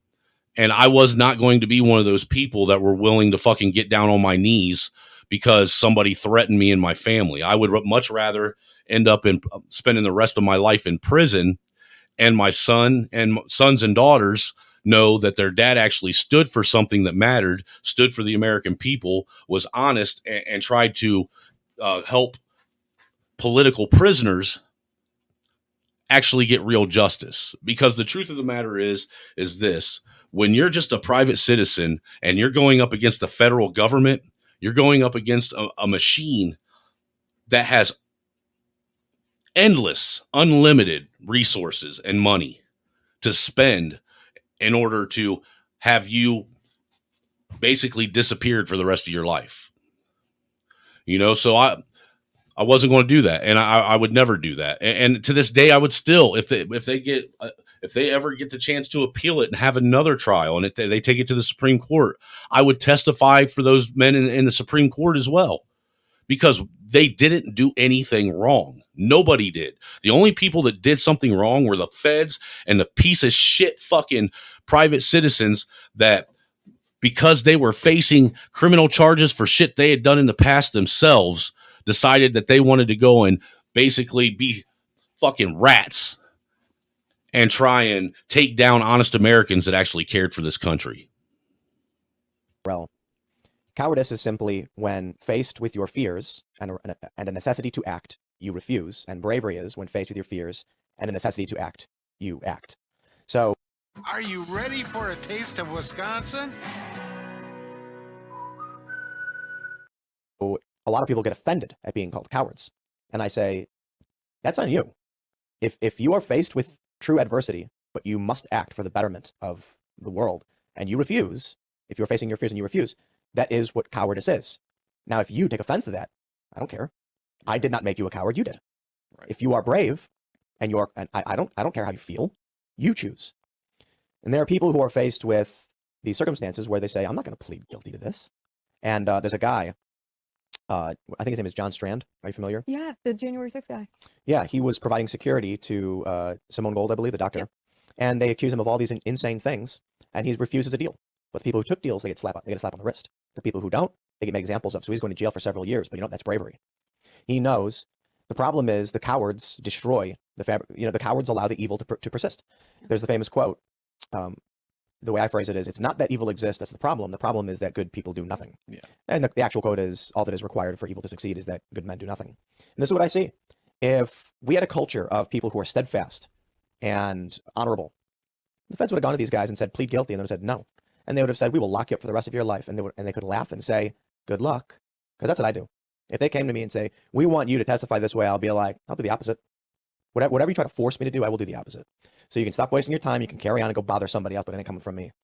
Too many people, however, are just like, I will do anything you say. Yeah. I don't know what they see in life. Like, I don't understand what the purpose of being here is if you are someone who would just drop to your knees at a moment's notice. Are you not here for the betterment of the world, for the betterment of those around you, for your families, for your friends? I genuinely can't wrap my head around this thought that I don't know if there exists anything in this world that would give me satisfaction to the point where I would sacrifice other people to obtain it. It doesn't make sense. Maybe this is the difference. People who are more satisfied with the success and achievements of others than their own is the difference. Is it really worth selling out this country, your state, your friends, your family, so that you can go home and have a slice of pizza? I don't know. Yeah, that's one thing that amazed me about, people like Ty Garbin and Caleb Franks is that, we're training and we're doing this stuff and these guys are pretty good. And they're put in this situation, and I'm thinking about all the stuff that they said while we were training. Yeah, I wouldn't do this. Yeah, I'd defend myself with that or whatever, all this big talk, and then once the state really comes down on them, they're like, oh no, like, it's like, yeah, bro, I thought you said this, dude. What are you talking about, man? All bark and no bite. Right. Oh my gosh. It was, yeah. Yeah. I've not dealt with anything like serious solitary confinement. Did they do anything like that to you when you were locked up? Yeah, at first for some weeks because of, the COVID situation, but I did not see the sunlight for 18 months. I stayed in one unit that was You never went outside? No, never once. It was about as big as the studio, but there's like maybe smaller, a little bit smaller. But there's like 15 people in there. Wow. So you're cramped up in there like sardines. There's whole time? The whole time. There's one room the whole time for 18 months. And then one of the months during the trial, but people are laying on the floor. You got one bathroom, one sink, one shower, 15 people in there. It's pretty gnarly, dude. It's wow. That doing that time does something to you psychologically, especially when you didn't do anything wrong. I would have been able to accept it a lot easier if I actually did something like, okay, this, suffer the consequences of my actions, man. But being in there innocent and dealing with all of that psychologically was very, very strenuous. Were there like tables and chairs? Yeah, there was one long picnic table in there. That was it. What do you sleep on? They had metal bunks, or they had like these things that they would call them boats, and it's just like a polymer bed off the ground that you just kind of throw on the ground and put your mat on it. So what do you do? How do you occupy your time? Cards, poker. Played a lot of poker. What do you gamble with? What do you bet? So commissary. You gamble commissary, and what you use for chips is you take card decks and you fold them up and put them in little squares. So when you're counting your chips, you're just counting the pieces of cards that you have. And so like bet 10, you pull out 10. Bet 20, whatever. And Did the other guys in there know that you were innocent, or did they just believe everybody says they're innocent? Well, yeah, they knew I was innocent. They were like, yeah, that seems like bullshit, but a lot of the brothers in there, we're bullshitting, and they're like, man, I fuck with you, B. You know what I'm saying? You're a big terror, And I'm like, bro, it's not real. They're like, I don't care, bro. I fuck with you. Yeah. And it's crazy to think. So, but you weren't alone. Were you alone at any point, like solitary? No, I wasn't alone. Which I would almost maybe prefer that at times. Yeah, because some of the shit that goes on in there, you're never alone at all. You never have privacy. Like even when you're taking a dump? Right. You're taking a dump in the open, like in the corner right there. And like there's no curtains or whatever. It's like you just gotta walk over. Sometimes the guards will come in and take it all down. You know what I'm saying? But we have to someone's got to sacrifice their sheet, or we got to put two sheets together and take some soap and get it wet, crush it up, and then stick the sheet up against the wall to make a little curtain, take a pen, wrap it around there, a pencil or something, and hang it off the shower. You got to figure it out. Wow. You know? It's crazy that I don't see the system. I don't see how it functions this way. Ben Franklin said, "It is better that 100 guilty persons escape than one innocent person suffer." And that, of course, came from Blackstone's formulation. It is better that 10 guilty persons escape than one innocent person suffer. The reason Ben Franklin said this was the general idea. If you have a society where its civilians believe that even if they are just and moral, they will still be punished by the state, then they have no reason to be just and moral, and incentivizes crime and the destruction of the society. Therefore, we must prioritize the innocent over the guilty at all costs, even if it means 100 guilty people go free. And so I look at places like New York. I know a lot of conservatives don't like, they've gotten rid of cash bail. I completely agree with getting rid of cash bail. I don't agree with just letting career criminals go. Obviously, you have to stop them. But the idea that they use the process as the punishment, that arresting, like the fact when they arrested you, you're innocent. That's what this country is founded on. My argument is they should give you a standard hotel room. You can't leave because you've been accused of a very serious crime, but you've not been proven to have done it. You should have a computer with access to the internet. You should have a phone. You should have a bed, a TV, and they should bring you standard meals, good quality ones, because you're innocent. The compromise we make is you are being remanded to custody because of the preponderance of evidence. We've not proven you've done anything wrong, so we're going to make sure your standard of life doesn't change. You could still work. Granted, you're not going to be able to do the hands-on jobs, but you'll have access to the internet. We're going to cover the cost as we've decided we're holding you. That way, when ultimately you're found to be not guilty, you simply leave what is a hotel room. It is very disruptive to anyone's life. You lose your car, maybe you can't pay your bills, but that's at least the compromise. Instead, what do? You, a guy who is innocent and actually found not guilty by a jury of your peers. Actually, I'd argue maybe not even your peers. These are seemingly people who some of them had a serious reason to just want to block you up. But what do? They put you in a room. They put you on a cot. They make you go through these trials and tribulations. They punish you for a year and a half, having done nothing wrong. I don't see how a system can function this way. Yeah. It's unsustainable. I think that that's obvious. I would say as bad as Nuevo County is, where you guys were at, where Adam and Barry are at right now is even worse. So I started filming with Adam and Barry for my documentary, interviewing them while they were at Nuevo County, just prior to their sentencing, but after their convictions. And I interviewed both of them extensively. I got a statement from Barry for the weaponization committee in case I could get it to them. Like, what would you want to say to them to investigate the FBI in your case? And I asked Adam to write one too. The next day after that, Adam was moved to Florence Supermax, and Barry was sent to Terre Haute Supermax.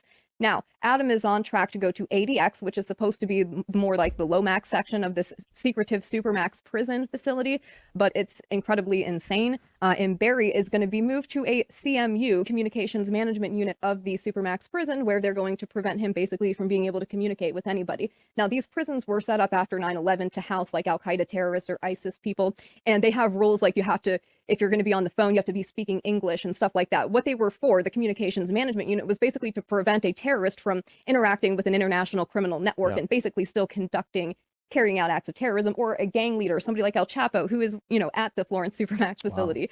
Somebody like him, who's got like an international network, a gang leader, they don't want him to be shot callers from prison. So they would put him in a communications management unit. Barry, the 45-year-old trucker from Delaware with 3 daughters, like, he doesn't need to be in a CMU in Terre Haute Supermax.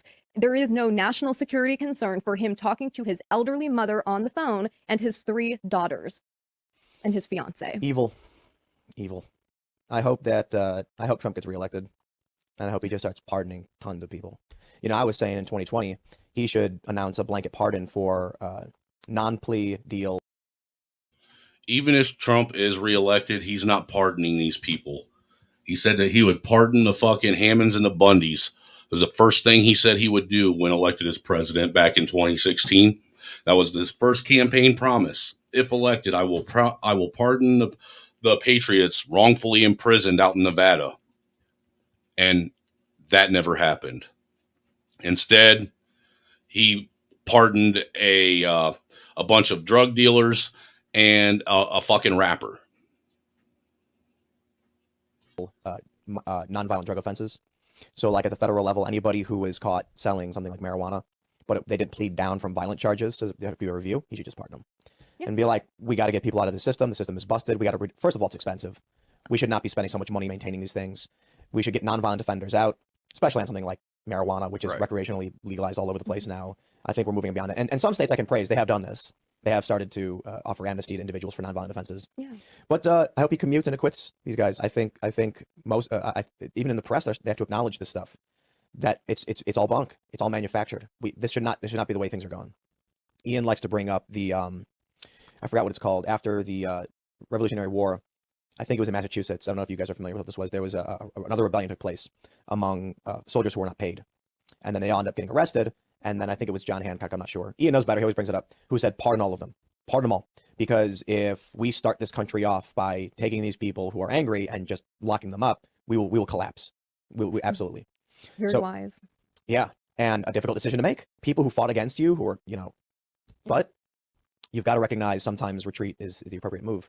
That's why I truly believe, it feels like these people want the country to collapse. Or they're just unwell in the head. I think it's both. Yeah. Yeah, the story of that guy and his wife, that's crazy. And these are the people in law enforcement. And what happens is people like that hire more people like that. Exactly. That's right. Is that how they go out and they celebrate these cases? They take their wives to weird swingers parties and, get intoxicated and then beat people. It's disgusting. Yeah. Well, this has been crazy. I'm glad at least you were able to stand up and you were found not guilty and you're here free. But I know there's others who are still locked up unjustly. And I have concerns that they still do things like this. But Right. Is there any final thoughts you wanted to have before we wrap up? Yeah, I would also say there are still unindicted co-conspirators. So there are still people today that I've been trying to interview for my documentary and talk to that are terrified to talk to me because they still believe that they could be charged at some point or something, because the government will come in, they'll raid your home, they'll seize all of your electronics, and then they do not have to charge you with anything. Yeah. They can keep your property. And so you have a lot of people that are unindicted co-conspirators. If they did something, charge them or just drop it, let it go. This is ridiculous. So I feel very bad for them. And a lot of people have had their lives ruined by this, not just the guys who went to prison, but their family members. These are all families being destroyed. Barry has 3 little girls that don't have their father now anymore. Like, they are destroying families, people who are completely innocent. All of these men were innocent as well, but even more innocent than that, children. And that's very sad.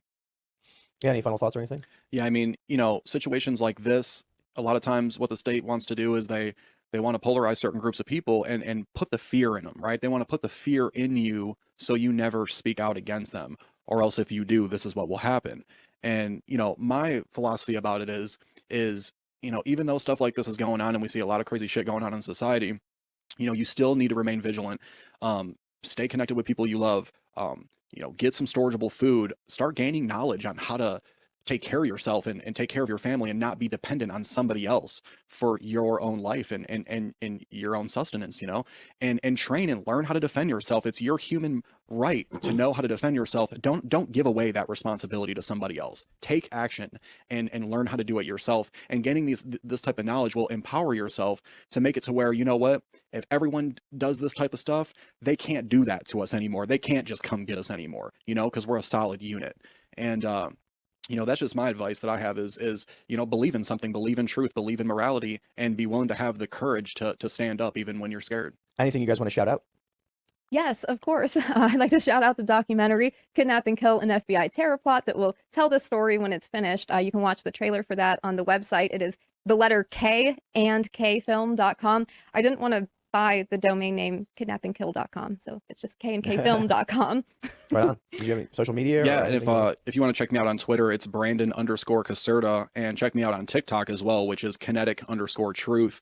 And if you want to hit up my Give Send Go and help me out, that's also givesendgo.com/kinetic_truth. And you can have me on Facebook as well. That's just my first and last name, Brandon Caserta. But I'm doing a lot of stuff on TikTok, and I'm doing a lot of stuff on Instagram as well. So go ahead and follow me there. Right on. This has been a blast. Thank you guys so much for coming and telling us about what was going on and where you're all at. We really do appreciate it. I hope things work out. I'm looking forward to the documentary. I hope these other guys that are still awaiting, how many are still awaiting trial? Is it? There's a few, I think just 3 now, Eric Molitor and the Null brothers that are facing trial this summer in Antrim County. So people can pray for them. I think that would be nice. Absolutely. Well, thank you all so much for hanging out. And for all of you who are members, thanks for supporting. Become a member at timcast.com to support our work directly. Go to castbrew.com, buy our coffee, support our work.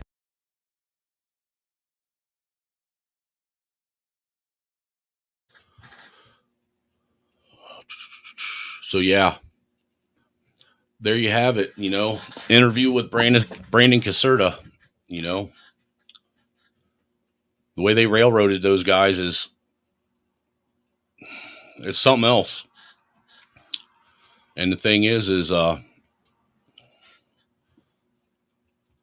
people don't realize just how easily it can be done to them.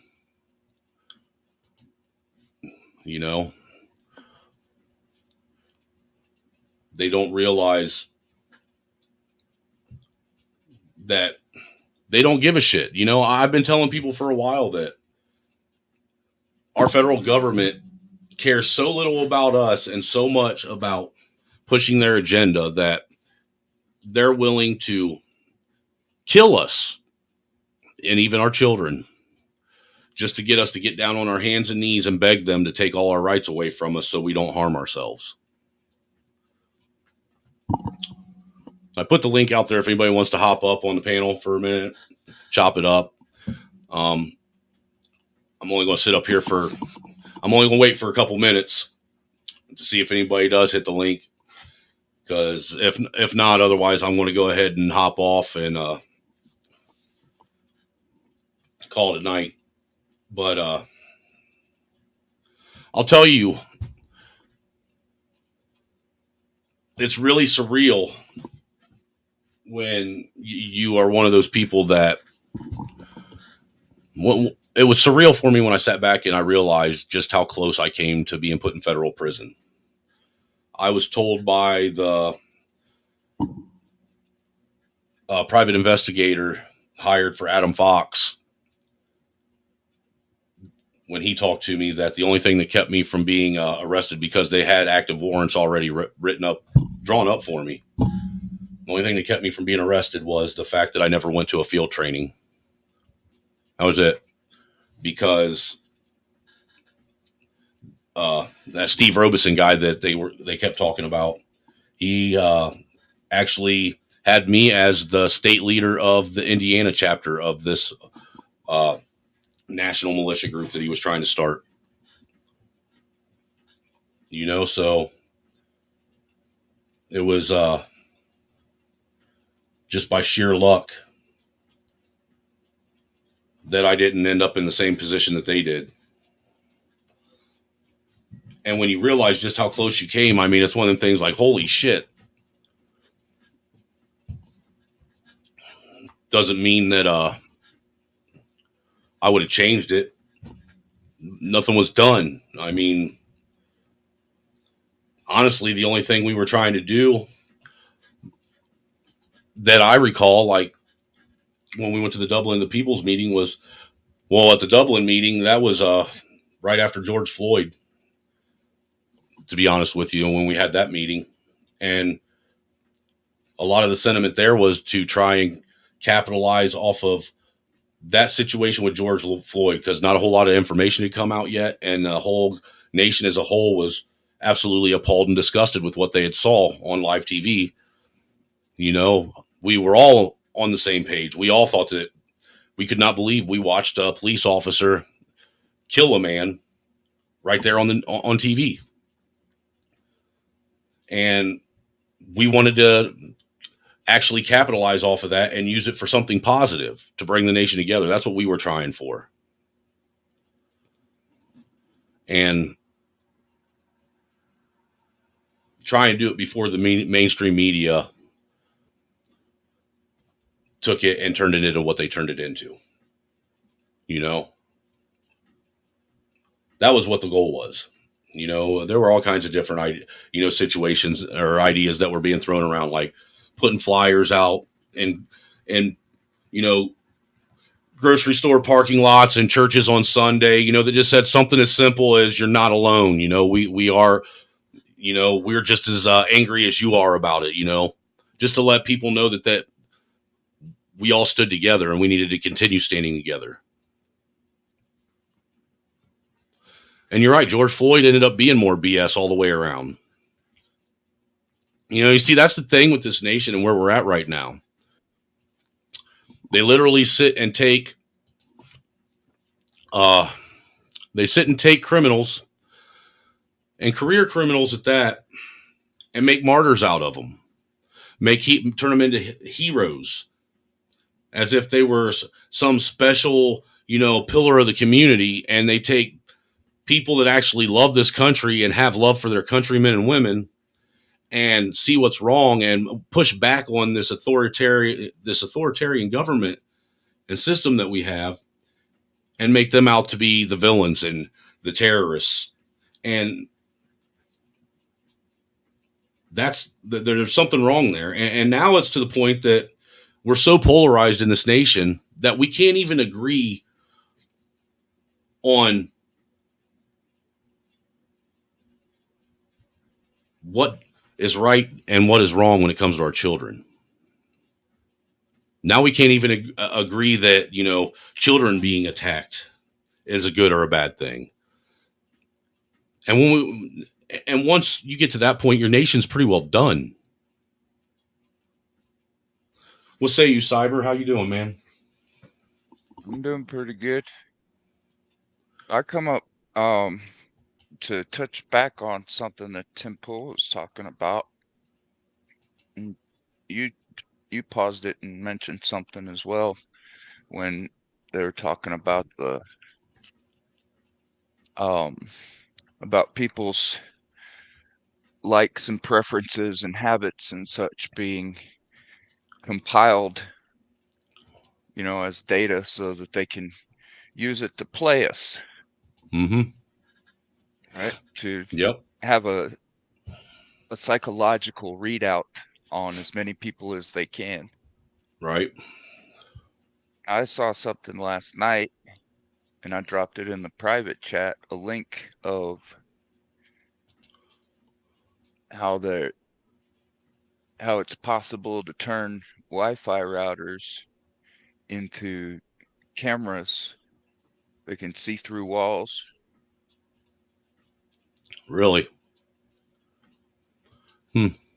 And it's like the same tech that they showed off in The Dark Knight. Remember when Morgan Freeman was making that technology and Yeah, they used Batman used it. They used it where they once and then use shut it down. echolocation technology. Uh-huh. Yep, they can do that. They got infrared and stuff like that. But that just goes to show you just how nefarious people can be, potentially with technology while presenting it as something that's just for entertainment or for convenience. There's always some kind of catch. And I was made privy to the surveillance purposes in technology back when they were dropping the shopping center membership cards. Okay. Right. Because you had to have you had to register yourself with the company where you shopped, and they could know what you were buying and when, even if you used cash, if you put it on this card. And that was, on the surface and for the most part, was simply for commercial purposes, for advertising, so they'd know what you like, they know what you don't like, and they put it all together and find out more easily what they need to buy more of, or what kind of things were trending that they could add on to, right? So as Mm-hmm. to kind of see the curve or trajectory in people's shopping habits. But here on social media, we've got psychological Shopping expressions that are habits. being given away. Yeah.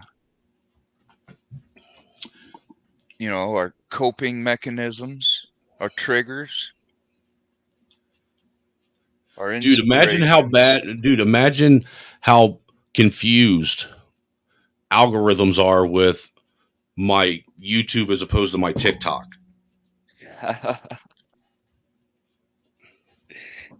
Yeah, it's good to keep them on their toes, isn't it? I don't know if you've ever heard of it, but I know in Ohio, up by Wright Pat Air Force Base, they were, I think about 5-6 years ago, they were testing this technology. They called it dragonfly technology. And what it was is it was just like a drone that would sit and fly around in the sky and do circles around I think like a 30 or 40 mile radius circle around Right Pat. All right. And what it would do is it would simulate a cell tower. Okay. Because what a cell phone does is a cell phone is constantly sending out a signal. All right. Wanting to talk to somebody. Always, constantly. You can't shut it off, you know? And what that plane would do is it would simulate a tower wanting to receive a signal. And then when your phone connected to it, it would literally download all the information that you had on it. And it could even go so far as to it would sit and listen in on your calls. It would sit and basically pull any information it could right off your phone. Wow. You know, so this right here is kind of indicative to that. It seems like. Yeah, I'm not gonna give them the convenience of putting a dragonfly in my head. Right. That's why I'm concerned about this Cyberlink or Neuralink technology, because I've looked even more so into that. It isn't just a receiver at all. Well, it can't be. It's sending and receiving information. The only way that it can be simply a receiver is if it is not capable of doing all they say it's going to be able to do. You know, I'll state it again. The eyes, our organic eyeballs, are extrinsic items or exterior items outside of the brain. So the only way to send visual signals is through sensory input. Yeah, Now, I'm just not a big fan of Elon Musk. I really ain't. I don't see anything wrong with a brain spine digital interface, because that would be local. You know, it is your brain sending signals to your spine wirelessly, because the biological connection is broken. Right? You have the sender of the signal and the receiver of the signal in your body. Right. And that might even be able to work for, bionic extensions, your arms and such, fixing broken limbs. But that's just getting deeper into the hole. I think we should, as a people, stop trying to play God. Yep. I think with the advances we have in technology and medicine, that there is no reason we shouldn't be able to actually repair someone's eyes if they don't work. Well, aren't they? I thought they were able to, didn't they just do the first eye transplant or where they replaced the lens of somebody's eye to make them be able to see again? Yeah. Or no, it was the cornea they replaced. Yeah, they're jumping the gun. They're going way ahead. And a lot of things that can happen, they're not even mentioning. There's even people trying to deny that it could ever happen. But it can. Have you ever talked to somebody that's had like a heart transplant or a lung transplant? Not knowingly. Oh, but I might have. I had a buddy who his dad had a heart transplant, and he said he used to have weird dreams after he got it. Almost like they weren't his. I know you've seen that movie. It's an old movie. I forget. I think Jessica Alba was in it, where she gets eye transplants. And when she is able to see again, she starts seeing things that aren't there, I get. But basically, she starts seeing what the person that used to have them saw. So I wonder if Wow. I wonder if you get any of those residuals from another person when you have something transplanted from them into you. It could. There is a part that is outside of the brain, in between the eye and the brain, that holds visual memory. In a movie in Kill Bill, it was explained briefly. She was talking about how I forget what her name was, the lady with the eye patch, how she Oh had yeah, her I know eye you're talking about the taken one that from Uma her. Thurman played. Yeah, and when she got her second eye taken from her later on in the movie, it was explained that that actually stole all the memories from her that she's seen.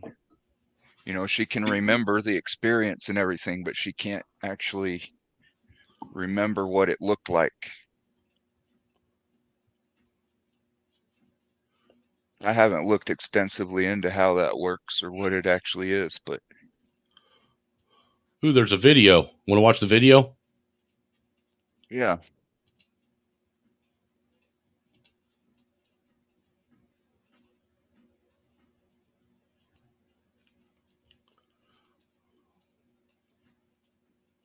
There's no sound Can't to it hear though. anything. There is no Yeah. sound. It's just that words at the bottom. Here, I'll go back and I'll read what it says. It's called dense human pose estimation in the wild. We introduce a system that can associate every image pixel with human body surface coordinates. Our system can process crowded scenes at multiple frames per second on a single GPU and gives us, oh, that must be for something else.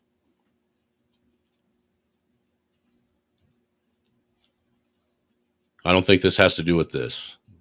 Yeah, it looked like an AI recreation. Yeah, I don't think that has to do with that. I thought it did. Because look, there's another. Maybe it is. Okay, so what this says is the researchers at Carnegie Mellon University have repurposed a common piece of tech present in virtually every household to function as tracking technology by utilizing Wi-Fi routers. They have developed the method by detecting the three-dimensional shape and movements of human bodies in a room without the use of cameras and expensive LiDAR hardware. We believe the Wi-Fi signals can serve as substitute for ambiguous substitute for RGB images or red, green, blue images that are commonly in your TVs for human sensing in certain instances. Illumination and occlusion. What's that? Occlusion? I can't see it. Illumination and occlusion have little effect on Wi-Fi based solutions used for interior monitoring. In addition, they protect individuals' privacy and have required equipment can be and the required equipment can be bought at a reasonable price. In fact, most households in developed countries already have Wi-Fi at home. And this technology may be scaled to monitor the well-being of elder people or just identify suspicious behaviors in a home, the authors wrote in their study. The team uses dense pose. Yeah, that's what that was. They're showing dense pose. It uses dense What? pose, a system for mapping all of the pixels on a surface of a human body in a photo, developed by researchers at Facebook's AI lab and a London-based team, which makes dense pose really powerful is its ability to identify over 24 key points and areas in the human body, such as joints and body parts like the arms, head, and torso, allowing the AI to describe a person's pose. Combining this with a deep neural network, they were able to map Wi-Fi signals, phase and amplitude sent and received by routers to coordinate on human bodies. For their demonstration, the researchers used three $30 Wi-Fi routers and 3 aligned receivers, which bounce Wi-Fi signals around the walls of a room. The system cancels out static objects and focuses on the signals reflecting off moving objects, reconstructing the pose of a person in a radar-like image, even if there's a wall between the routers and the subjects. This approach could enable standard Wi-Fi routers to see through a variety of opaque obstacles, including drywall, wood fences, and even concrete walls. Wow. Jeez.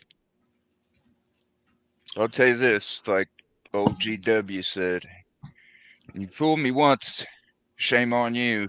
You fool me twice, you fool me, you won't get fooled again. He's such an idiot. Rage said, the heart actually has the same neuroreceptors as the brain. This is where the expression "my heart aches" came from. Hmm.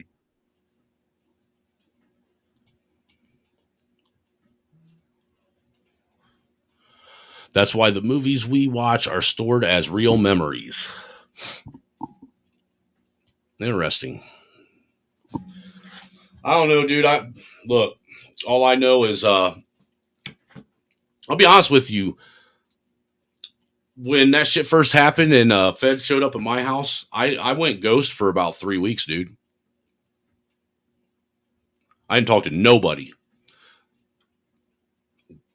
I mean, I don't at that blame you. point, they'd already confiscated all my social medias.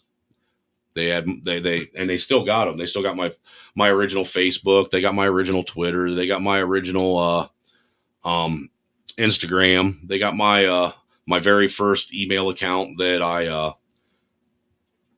had emails coming into. They got my Signal account, my old Telegram account. And all the ones you signed up for after. And say hi, everybody. Yeah, well, Hello. at this point, I just say fuck them. You know, you've known me long enough that you know there for a while. I used to actually shout out the FBI.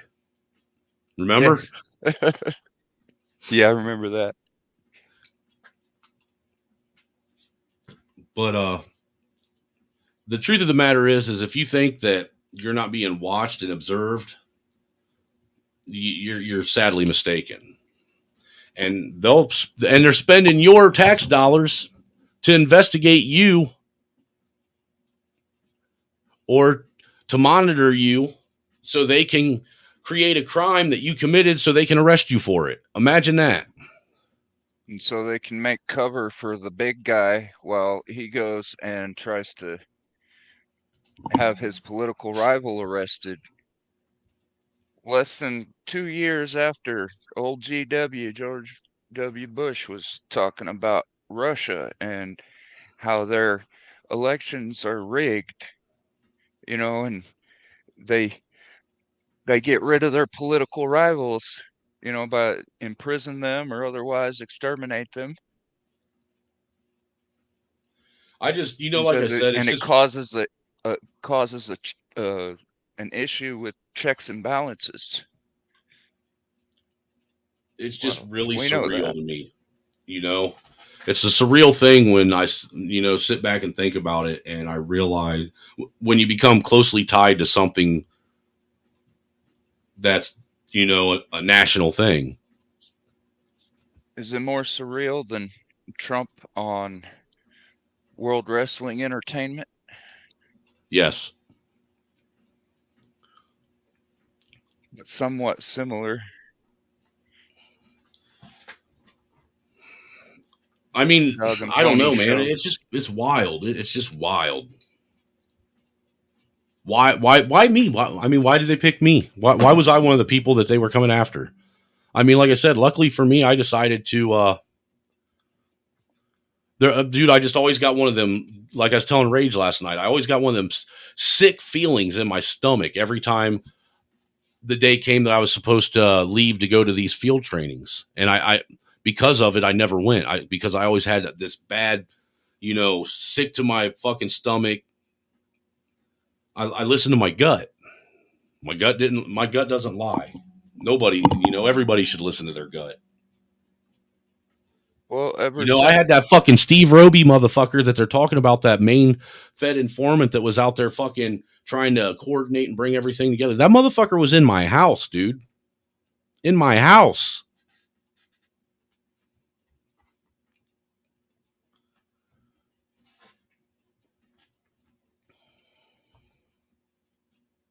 Yeah, they like to overreach.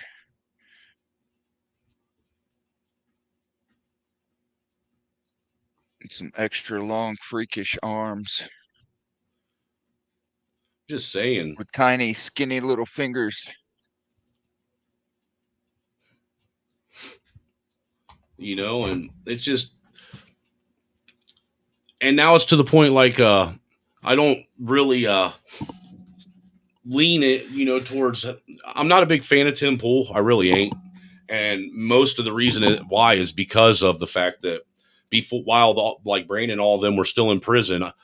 I mean, I know you remember me telling you, dude, I've fucking emailed Tim Pool, all these motherfuckers fucking 20, 30 times trying to get them to fucking pay attention. And they don't even have to talk to me. Remember I said I emailed them the fucking proof, the paperwork. Just so some people would start reporting on the facts rather than the fucking narrative. Yeah. And I lost all respect when the people like him and Crowder and them that said that they stood up against the fucking mainstream media just completely fucking ignored me. Well, it's overwhelming. There's a whole lot of mess, a whole lot of everywhere. And not just now, but we've got a bunch of stuff in the past as well. And trying to put it all together while our efforts are being scattered, it makes it very difficult. I get that, but the thing is like I was saying earlier to Red, that's why I say it is cowardice. All these motherfuckers, all the Ty Garbin and fucking that other little motherfucker that decided they wanted to, lie and take plea deals so they get supposedly a better sentence. That's cowardice because they all knew exactly what the deal was when they decided they wanted to be in a militia group. Everybody in America knows what the deal is when you decide you want to be in a militia group. You know what fucking what you're risking. It isn't a fucking mystery. We know how they demonize militias as if they're fucking terrorist organizations. You know that's a fucking instant way to get the instant way to get the feds watching you, or have your local fucking sheriff's department or police department decide to start following you everywhere you go. Everybody that gets involved. Everybody. I mean, and if you don't, before you get involved, the militia group, make sure you know it before they allow you to get involved. Because a lot of these militia groups, they don't want to deal with people that, all it takes is for them to get spooked and now they're fucking, telling them all kinds of shit that could potentially, in the eyes of the law, make you look like you're a terrorist. Because in the eyes of the law, all it takes is for 3 or 4 guys to go out to a fucking shooting range and shoot off some guns and maybe run some drills. And now you're a paramilitary group and you need to be monitored.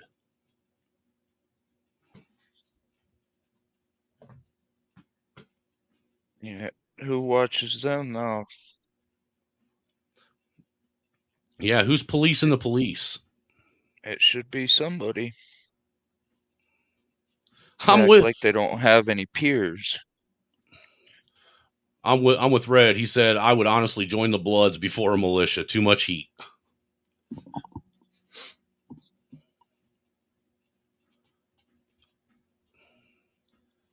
Well, I'm not sure when I'm going to come out with it, when I'm going to get it ready, but I'm going to be doing a live stream. What? Yep. At some point. I don't believe you. I don't think your fucking autism will allow it to happen. Well, I have to make an itinerary to follow. That's the problem. So how many notebooks do you already have filled up? I'm not using a whole lot of paper. I got one notebook, but I have a notepad on my tablet, and I have other random notes I write on my phone while I'm at work. and I need to put all that together and then put it over on my computer or on my laptop and just put it together and press play. And I'll have timestamps where I'll stop it with certain things. I told a friend of mine back in I think it was April when I was doing the Mr. Rogers mashups. Mm-hmm. I told him that I was gonna do like a review of Mr. Rogers and what he was trying to prevent and the resistance that he found, people trying to sabotage him. Yeah, Dude, he got attacked pretty hard, man.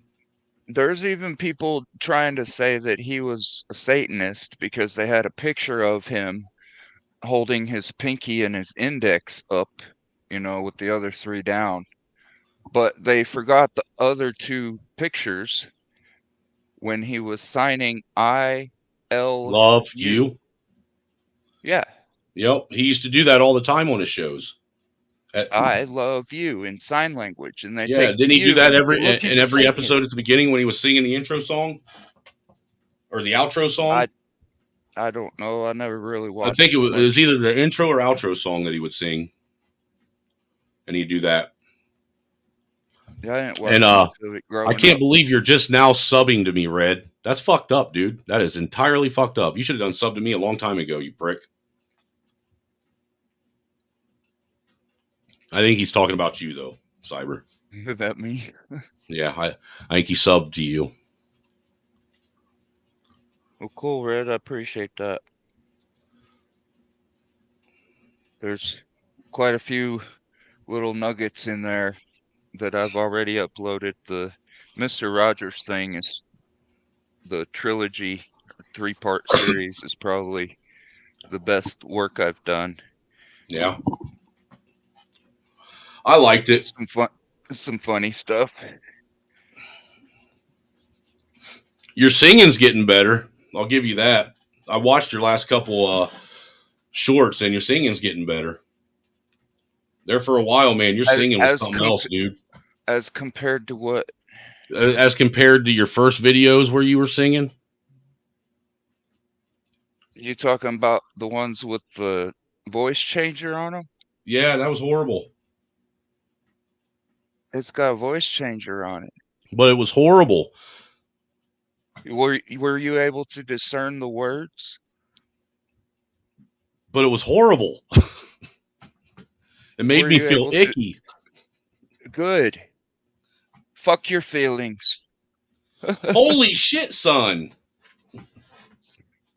Fuck your feelings. And the visual is all out of whack too. It was, dude. Dude, it made me feel icky and it hurt my eyeballs. Yeah, it's supposed to. Yeah, because that's what that bitch was doing. Making people feel icky and hurting their eyeballs. Yeah, it's distorted and obnoxious overtones. Serious overtones. Man, it's crazy how quick she came in and how fast she disappeared. You talking about the queen? I'm talking about the fucking queen. The Queen of Hearts herself. Yeah. And she still got her fucking hounds sitting at her side. And what's crazy about that, Cyber, is what's crazy is these motherfuckers actually believe they're MGTOW. Yeah, those few that are they're MRA. They aren't even MRA. Well, let's say there's like 5 or 6, and a couple of them are MRA.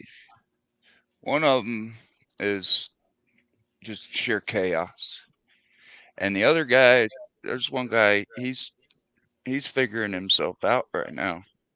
And it's one reason I didn't just start throwing things in there, because I didn't want to just hit anybody.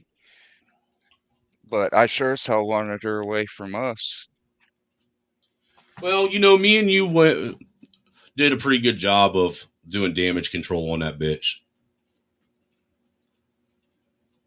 And be honest with you, you were the only person that fucking listened to me right off the rip when I said, dude, she's evil. You saw it too, just like I did. You ever seen Zena LaVey? Who? Zena LaVey. Anton LaVey's daughter. No. She married a guy named Nicholas Schreck, who started a Order of the Werewolves, or Werewolf Coven Order, or something like that.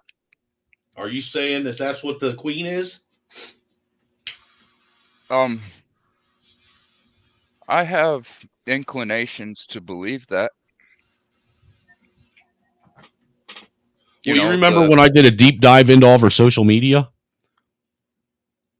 Yeah. And I told you that she is not even remotely close to what she is trying to convince everybody she is. Right. And that I remember I said that I don't even think that she has a son, because the only kid that I ever saw was her brother's kid. And her brother passed away, and then all of a sudden she had a kid. And if she did have a kid, it had to have been that black kid. Because I don't know, the person that I saw on her social media that she claimed that was her dad wasn't her dad at all. The family that she claims is her family adopted her.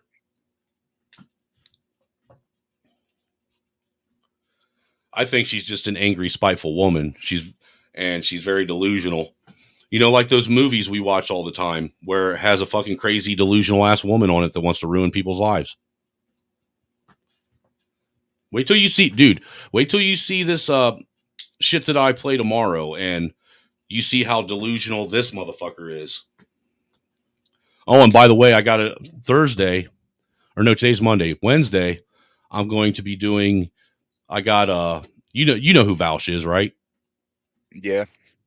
He did a debate with this girl. I forget what her name is, but she's very intelligent. Did a debate with this girl about whether or not trans men and women were men and women, and she fucking destroyed him. Huh. I mean, he tried to, how Vouch tries to do the linguistical fucking tap dance with people. I've never really studied him, just heard about him. Well, he tries to use words, not really actually admit or concede to anything, but use different words to tap dance around shit. You know what I'm saying? Okay. Actually, Cyber, when I play this Wednesday, the one thing that I noticed, I think Be Brave and Think got his debate style from Vouch. I think that he has studied him. Be Brave and Think kind of reminds me of Manson a little bit too. Are you Marilyn Manson or Charlie Manson? Charlie. Right, Red. He is. He's slippery as an eel, covered in oil. Typical Marxist intellectual. Thank you for putting quotation marks around that. Right. But Red, the thing is this girl that he debates, she literally lets him do most of the talking, since Vouch likes to talk. All right. And basically just kept using his own arguments against him. And she would literally come back over and over and over again and re-ask what it was he said. That way she could seal her point. And then when she sealed her point, he realized that he sealed it for her. No, stop. No. Type shit. He'd get all red in the face and start getting all fucking loud and shit. You know what I'm talking about, since you know who Vouch is.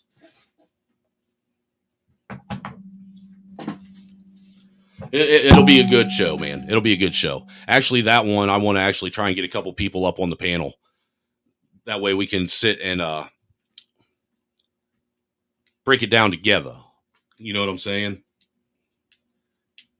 Because it's rather entertaining. Yeah, I heard somebody, one of the dogs, talking about creating an intersection in the manosphere with a woman and an autogynephile for the purpose of everybody getting together to defeat the gynocentricity. The gynocracy? Well, kind of. I wouldn't give it that title simply because they're not in charge. They're just trying to be. But it is a rather gynocentric situation that we're up against, but it doesn't have the archical structure yet. Personally, it's trying to take over the one that we've made. Right. Personally, I think that if people in the quote unquote manosphere just stopped giving them any attention or even talking about them, they would lose all steam. Yep. But the manosphere, if they do that, then what do they got to talk about and make money from? Finally got the firecracker to be a little less explosive. So that helped. Yeah. Dude, what do you think of them fucking those videos Free Zone's been dropping lately of Nate? I think he's looking for a fight. I think Nate's lost his fucking mind, dude. I think he's full blown fucking dude. I think he's mental. I really do. I watched him trade email addresses with the bleach blonde, the almighty internet mother of men. Seriously? Wow. I mean, I had concerns at the time, and still can't really declare that that's exactly what's going wrong with him, but I watched them exchange emails, and just a couple weeks later, he was after people. It was weird. Is that about the time that he started going after Trey and shit? Yep. Coming after me and shit? Yep. Now, all you got to do is say something negative about his son who's in MMA. Somebody criticize his son's fighting ability, and he's going to go off like a fucking... That whole fucking argument that he had made no sense. Your son is a fucking professional fighter, and then you're going to get mad when somebody talks shit about him or says he can't fight, that he got his ass beat. What the fuck is wrong with you? Yeah, let the rounds talk for themselves. I mean, he was sitting there fucking screaming and hollering about somebody saying something about his son like his son was a fucking 8-year-old kid. And the dude's 26 years old. Yeah, and if he can fight, his record will speak for itself. His record will speak for him. Because from what I gathered from that whole thing about his son and whatnot, that's what it was about, was somebody talking shit about his son's fighting ability. Yeah, that's something you just laugh at. Right. Turn your back to. I mean, your son knew that your son is the one that decided to be out in the public like that, fight, in the public square. So there's obviously going to be people that root for him and people that don't. And if he can accept it, why can't you fucking psychotic loser? Well, if you Because don't have everybody's part of the Luciferian left. if you don't have haters, you're doing something wrong or hiding in a hole. I think Nate's angry because he never amounted to anything. To be honest with you. And dude, he is the most vile. His mouth is the most vile thing. It's comparable to Cynthia G and her mouth. We learn more through emulation than by immolation. People are what people do. Right. Well, Be see, I'm led- just Cyber. To me, it's wild. All the people on here that want to sit and pass judgment on everyone else on what they say and what they do, and you know, question their morality, and then turn around in the same breath doing the very thing that they're basically lambastarbating someone else for. It don't make sense at all. You know, it's kind of like I was talking to Ray earlier today. He said the Muslim guy and all them, their channel that they had, they got it shut down. The one that him and Bumpkin and all those guys, what's it called again? I know you know what channel I'm talking about, right? The one that simulcasts Solar Ray stuff. I don't know if they simulcast it or not. I know they have some of it, but it's the one that they all that they all rock on. It's Bumpkin's channel or whatever the dude's channel. I forget what the name of it was. Anyhow, the reason New Frontier, thank you. It didn't move. It got shut down, dude. And you know why it got shut down? Because they were sending people out to basically report people their channel or other people's channels that oppose their views. The same thing they bitch about. You know, they bitch about free speech and then turn around and try and shut down someone's free speech. Mm-hmm. Yeah, that reminds me something I haven't mentioned to you.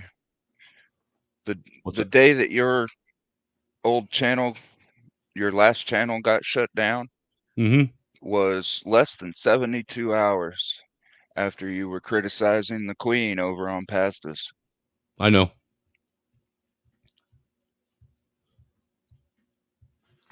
Yeah, they can't handle it because criticism demands self-reflection. And vampires can't see their reflection. They can't live in the light, and they can't live without blood.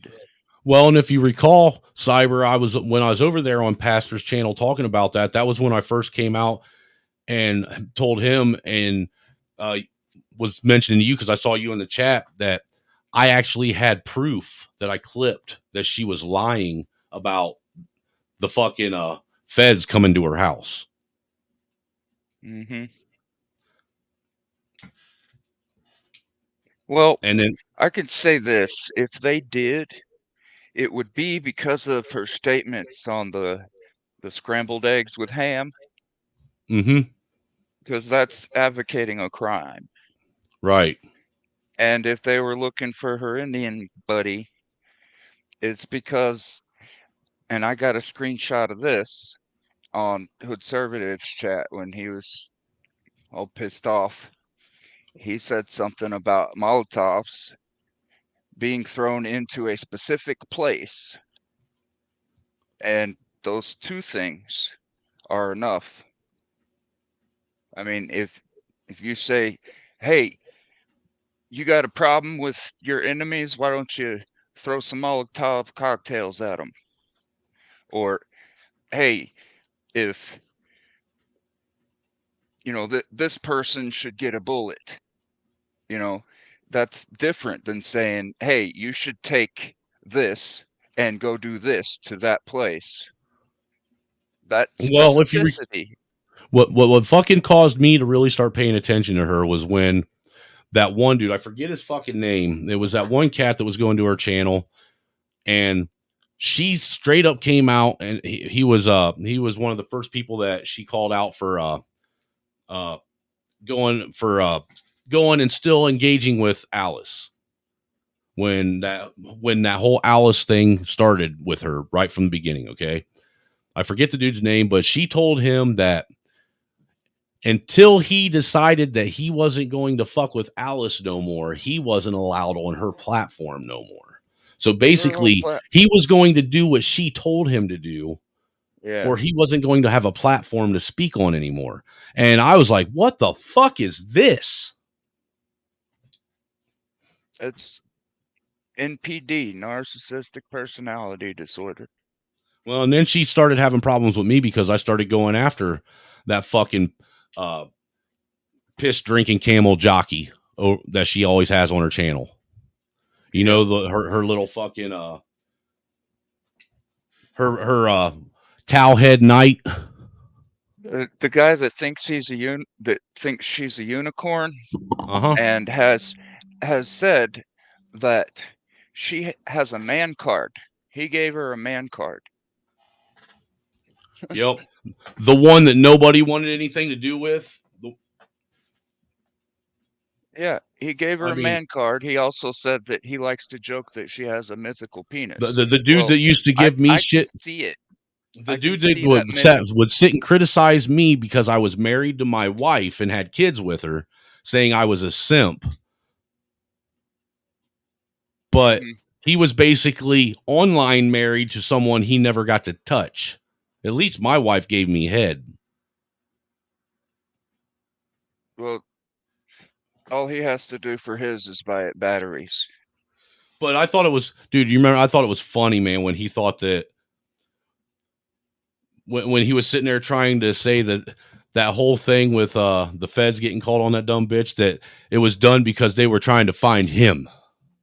Right. Well, feds don't give a fuck about you.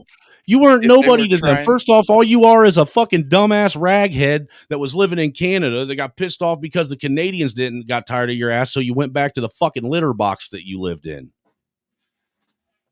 If they were trying to find him, it would be because of something criminal that he did, not because of someone pointing out that Not true. It's not Not just true. Western We just cultures. watched an hour and a half of somebody telling you that the feds came after him and created something criminal.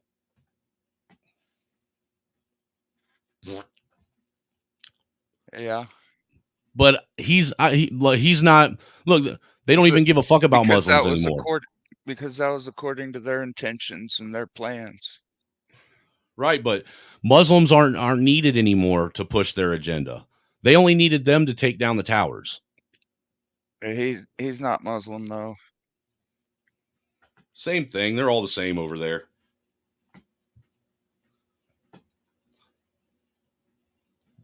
Do they all have turbans on their head? Do they all go? La, la, la, they all have problematic Eastern cultures that they need to be concerned with instead of trying to type us over here and tell us what we need to do in the West, as if the West is the only place where problems are spreading around the world. Oh, dude, well, you saw the that. only Mr. S reason didn't people notice more because of our networking, because of our logistics, because of Yeah, Mr. S didn't like that the other day when I told him, dude, why are you sitting and complaining, bitching about us? You guys have been fighting over the same fucking piece of land or same rock for the same war for the last 3,000 years. Yeah, I mean, like could you imagine, Cyber, could you imagine living in a nation where they've been fighting over the same fucking thing, having the same war since the beginning of recorded history?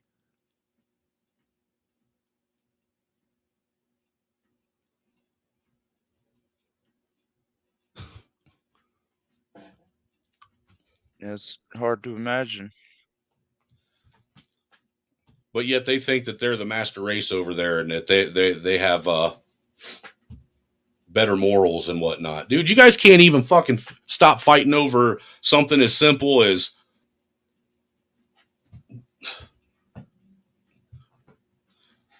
whether or not to agree to disagree on religion. I mean, that's simple. You could easily agree to disagree. But no, they got to fucking go to war over it forever and ever and ever.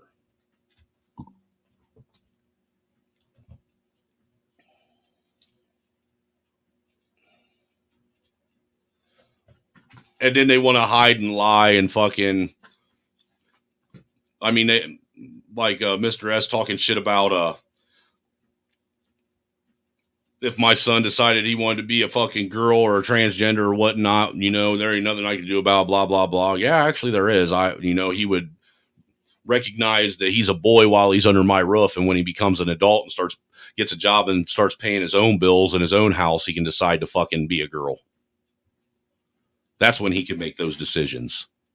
Well, you know why he said that? It's not because he believes it. It's because he wants you to think he believes it so that you can be on the same lowered emotional state as he was. Right. He's trying to push you out of your logic center. He almost did. You got him, though. I know, right? He was up there trying to be Captain Knowledge, and you come up there and just threw an insult at him, and he's right off the rip, freaking the fuck out. It even sounded like he tried to throw a veiled threat at you. He did, and I didn't care. You got to admit, man, the way I actually engage and have debates with people, my tactics have evolved rather well. Yeah. You know, because I did when I first started hanging out with all of you guys from the greater Gulag Nation, I did used to get emotional, remember? It used to be real easy for someone to trigger me out and get me off my train of thought.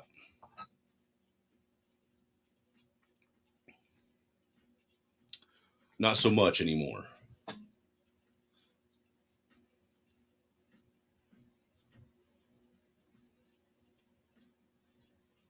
But I guess when you have a whole fucking community of fucking dipshits in a space on YouTube all coming at you at once, you got to learn to toughen up, right? Yep. But supposedly to Captain Camel Jockey. Can't hear you, man. So supposedly, according to Captain Camel Jockey, I am or let's say him and his mom, I am a simp, a cook, an incel, a male feminist, flat earther, a bastard. There's probably a few more. Yeah. And if I had any feelings for them, those feelings would be very hurt. But they don't realize that all the feeling in the situation is them giving theirs to me. Right. If Europeans never came, the Saudis still wouldn't even know about the oil underneath them. That's a fact right there. They'd still be trying to turn olives into oil, into lamp oil.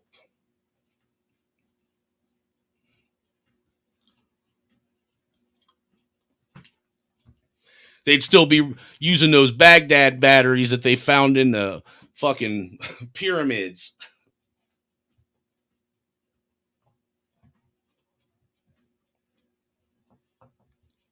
Fruit powered. No, what kind of fruit are we talking? Are we talking like the edible fruit or the kind of fruit that dresses like a girl and is really flamboyant? No, the edible fruit. fermented. Well, the flamboyant fruits are Acid. fermented too. That's an understatement.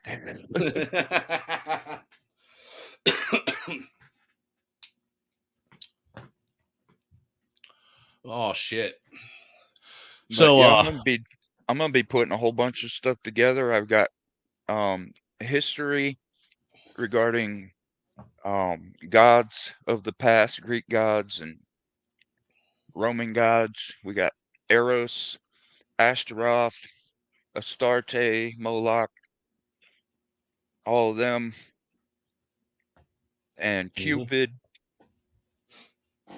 I might mention Narcissus, and then I'll probably go to Fox News talking shit about Mr. Rogers, blaming him for this wave of narcissism, and then switch over to Anton LaVey and how he's constantly talking about, well, we feel that, you know, there's never been any religions based on indulgence. They've always been based on fear, and we don't feel like there should be that religions should be based on fear. You know, so hey, AC, don't you come over here ordering cyber around. yeah, I gotta study up on Article 5 a little bit tomorrow. Oh, so you're going to go over and do a stream for him? I was gonna like co-host with him or be a guest on the panel like he does when he goes over the Constitution articles. He didn't have anyone last week, and then he ended up So getting crazy cyber, weather. so can AC, you're basically having cyber do all the work for you. That's fucked up, dude. No, he's gonna be teaching me about it. I don't know much. I don't know about much about the constitutional articles, but I was happy to do one on Article 5 because if we're trying to reform the amendments, any Doesn't of them, Article 5 cover Convention of States? yep, that's what we need in order to repeal Isn't that or crazy that I reform. got that right off the top of my noggin? You got it all in there somewhere. You know, Well, dude, memory is not the problem. The brother, problem I've is studied the recall. fucking Constitution ad nauseum. Right? The problem is recall. That's why sometimes we remember things that we didn't even know were there. Oh, Well, most people I can't even remember tell this. you how many amendments are in the Constitution, let alone how many fucking articles are in the Constitution and then how many sections are in each article. There's at least 25, right? At least 25 amendments. There's 27. Because that's Joe Biden's favorite. There's 27. Or it maybe will be. Really, in all honesty, anything after the 10th was unnecessary. All anything after the 10th Amendment, the only thing that it served was to take sovereignty away from the state and make them be beholden on the overreaching, authoritarian federal government. That's why we're in the boat we are now. They took all the states' government's power away and made the states beholden to federal subsidies. Subservient? Yep. Mm-hmm. Which one is it that they released under Al Capone back in the 20s or whatever? The 16th, I believe. That's the one they used to impose income tax. Yeah, the one that was never ratified. Yeah, you want to know how it was never ratified? Because in order for an amendment to actually be put in the Constitution, two things have to take place. Well, actually, three things have to take place. Okay, first, it has to be presented, and the House, 2/3 of the House agree with it and pass it, and then 2/3 of the Senate agree and pass it. And then you want to know what the next step is? 2/3 of the states, which means the state level governments, each General Assembly has to vote on it, and 2/3 of those have to pass it. That never happened. with the income tax. Only the government voted on it, not the General Assembly of each state. Yep. If time is money, money is time. If they're taking their money, they're stealing time from you if they're not giving it back. Mm-hmm. And they've been being very naughty with our tax dollars. Very careless. Our tax dollar, And dude, it's our tax still dollars, not enough. dude, our tax dollars were taken from us back in 1967. Right now, they're Yeah. taking the tax dollars from people from 3025. Yeah. I mean, at this point, we're so far in debt, the fucking sun's going to explode before we ever get back in the black. And it's still not enough for them. They gotta get people fired for sweet deals for the big guy. What's up, Odds? How are you doing? And then right when people start talking about it, aliens start falling from the sky. Right. Unprecedented attacks against political rivals are launched using the government and justice system. Yeah, who would have thought that a sitting president would weaponize the justice system and use the justice system to bring federal crimes charges against a political fucking opponent so he doesn't lose an election? Who would have thought that? George W. Bush did. He was calling Putin out for it less than 2 years ago. But he ain't saying shit about Biden.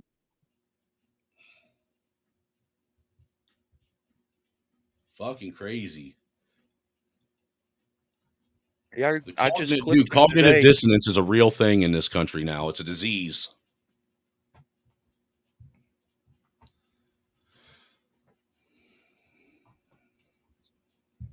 Yep. One way they can make sure the insults get to your heart is by getting you to allow the compliments to go to your head. That's a tactic of a narcissist that likes to fucking sit and be brave and Yes, think. it is. Yes, it is. They tear you down and lift you up. Tear you down and lift you up. Treat you like you're a fucking yo-yo. Solve et coagula. Dissolve and congeal. Tear things apart and bring them back together. I don't think Be Brave and Think likes me anymore. You know where those words are written? Where? On the arms of the Baphomet.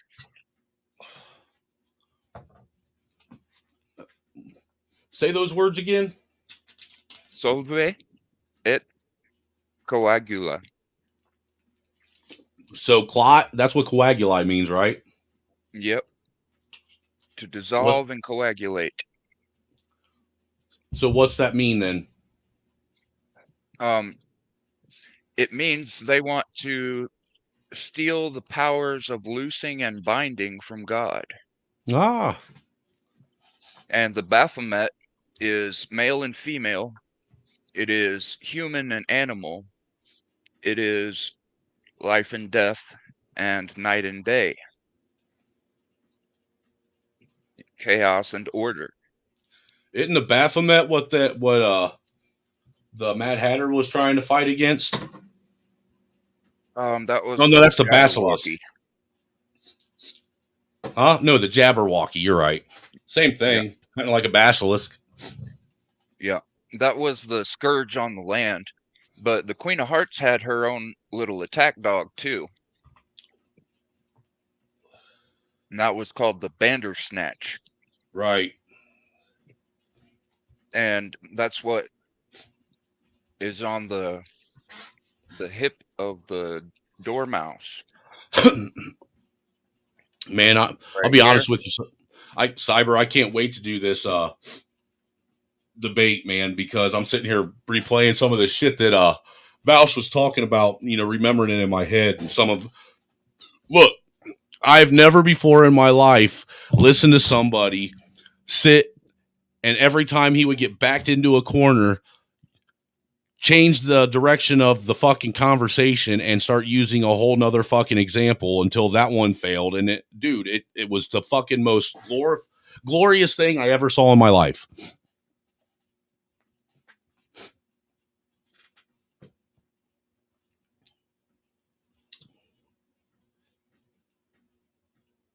I hate that motherfucker.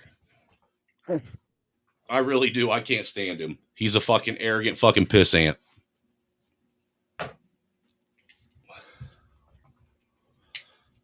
If you haven't yet, you should go over and subscribe to the Modern Day Debate channel, though.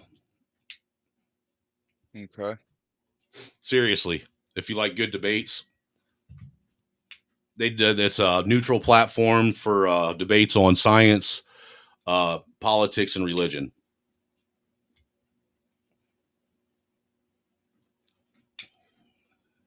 Okay. Actually, let me see something real quick. I'll go see if I can find something.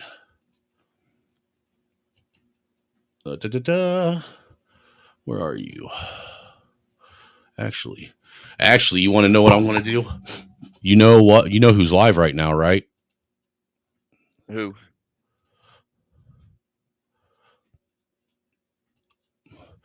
None your goddamn business. Oh.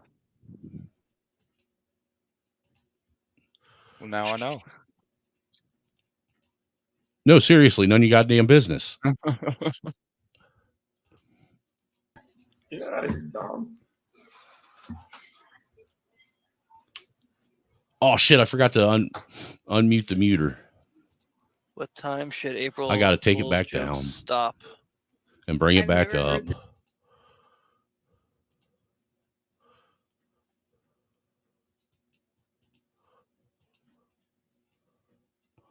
Or maybe there ain't no sound to it.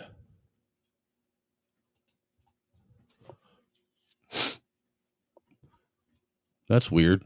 I guess there ain't no sound. Dude. Yeah.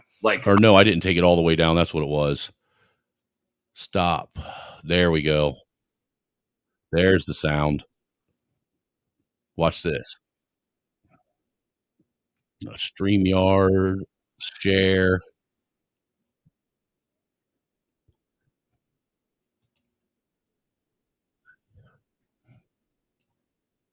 I know, it was fucking them. The kids hated me for weeks after that shit. Yeah. I did that at the group home with the old ladies, and I just I froze their socks, and they thought it was hilarious. Like I wet them and froze them. Like, what are these? Oh my goodness. Me and my ex, we'd get the kids up. It would be like midnight. We'd get them up at like 12:01, like time to go to school. The kids would get up, get fully dressed. It would be fucking midnight. Holy shit. Yeah. That's not Yeah. I can't make that older. I couldn't handle it. I'd break. Yeah, mine would be like ads on Craigslist that sound too good to be true. And I just put a comment, none of you. Your show can stop sucking ass now. I have arrived. For like $500, and then they get like 10,000 calls asking for it. Yeah. Yeah. None of your show can stop sucking. Yeah, ass, see, I've he's the one. arrived. Yeah, because he's meant to say start in that sentence. So yeah. So sorry. Yeah, you're good on that typo, man. You're good. No. All right. Let's see. But what's up, Angry Snowman? How you doing? All right. Taking a while, this one, eh? Yeah. I'm pissed. It's a raid. Where is Slob? Yeah, He's looking for a helicoptering scorpion. someone. No. He's only around on Fridays and Saturdays and Sundays. I mean, I'm pretty sure he does stuff the rest of the week. It's like No, but I think he works in the evenings. yeah. Well, still, I don't think he. You're ridiculous. He might have friends too, like in real life. Yeah, I don't think he has friends. That's probably why he's so angry. To be honest with you. No, Nah, I'm just joking. But yeah, it'd be interesting if he was like Friday was like the only day he was awake or something. But I'm pretty sure. But he fucking sleeps the rest of the week. Oh shit! He just wakes up on Friday like a fucking grizzly bear and fucking hangs out for a couple hours and then goes back to bed. Oh, That's why so many emotions. That's some funny shit, man. Oh, right. Let's see. I got you, dude. Let's see. I'm having him text me the link so I can jump on their panel while Is I'm the live angry man streaming. coming up? I knew it. He's about to. I'm texting him the link now. Fury, Multi-stream. things are gonna get a whole lot angrier. Yep. I don't know if I can ready. handle anger right now. Yeah. He'll just make fun of my accent.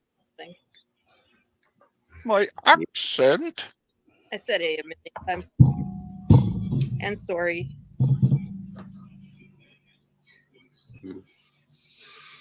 I said. Do you think a Swedish man could do the cowboy accent? You what? Why? That's silly. I said, do you think I a was screaming Swedish man forever. could do a cowboy It accent? must be right Yeah. on paragraph. No, I think it's just waiting for everyone to answer. To be honest with you. No. Nanya, you have the right idea. We need some Michael. Howdy, partner. Let's get Michael Hood on some trivia. Oh yeah, dude. Can we do Hood trivia? Say his name 3 times. What man. record label does he work for? 50 Cent South or G Unit South. Yeah. What kind of cards does he use to tell our future? Tarot cards. What level of law or government does he work as? I don't know. He's a Fed. Yes. He's definitely a Fed. Okay, that's all I can am think of. not. Oh, is he black or white? It doesn't matter Exactly. if he's black or white. Yeah, if you're thinking of being my brother, it don't matter. Exactly. Michael Hood, you are missed, buddy. Yeah. Haven't seen him for like a few weeks. You know Mike Hood, don't you? This is the Not So Commonly Common podcast. I'll grab their link real quick, odds, and put it in the chat. Who is you? I was like, yeah, just because I use proper grammar. Yeah. Doesn't mean I haven't been to the Hood, son. Who does he fuck? You. I like him. I met him around what was it? St. Patty's Day. Are we like waiting for someone? Is that why it's taking so long? Yeah, he's coming in now. Yeah, we're waiting for somebody to answer, and I did send it to you. I don't normally do this with my phone, so that's why it took so long. All right. Oh, my bad, man. If you need me to do it, I'll do it. I'm gonna mute myself. That I way just texted you don't hear me on here and on there. All right. Mr. Snowman? All right. Yeah, get ready for a lot of screaming. I watched the show sort of last night, but I didn't say anything. But I gave it a like.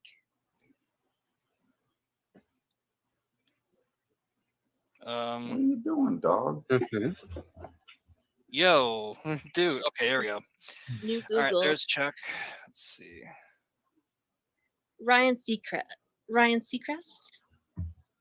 I don't know. Howard Stern. He's New York. Howard Stern.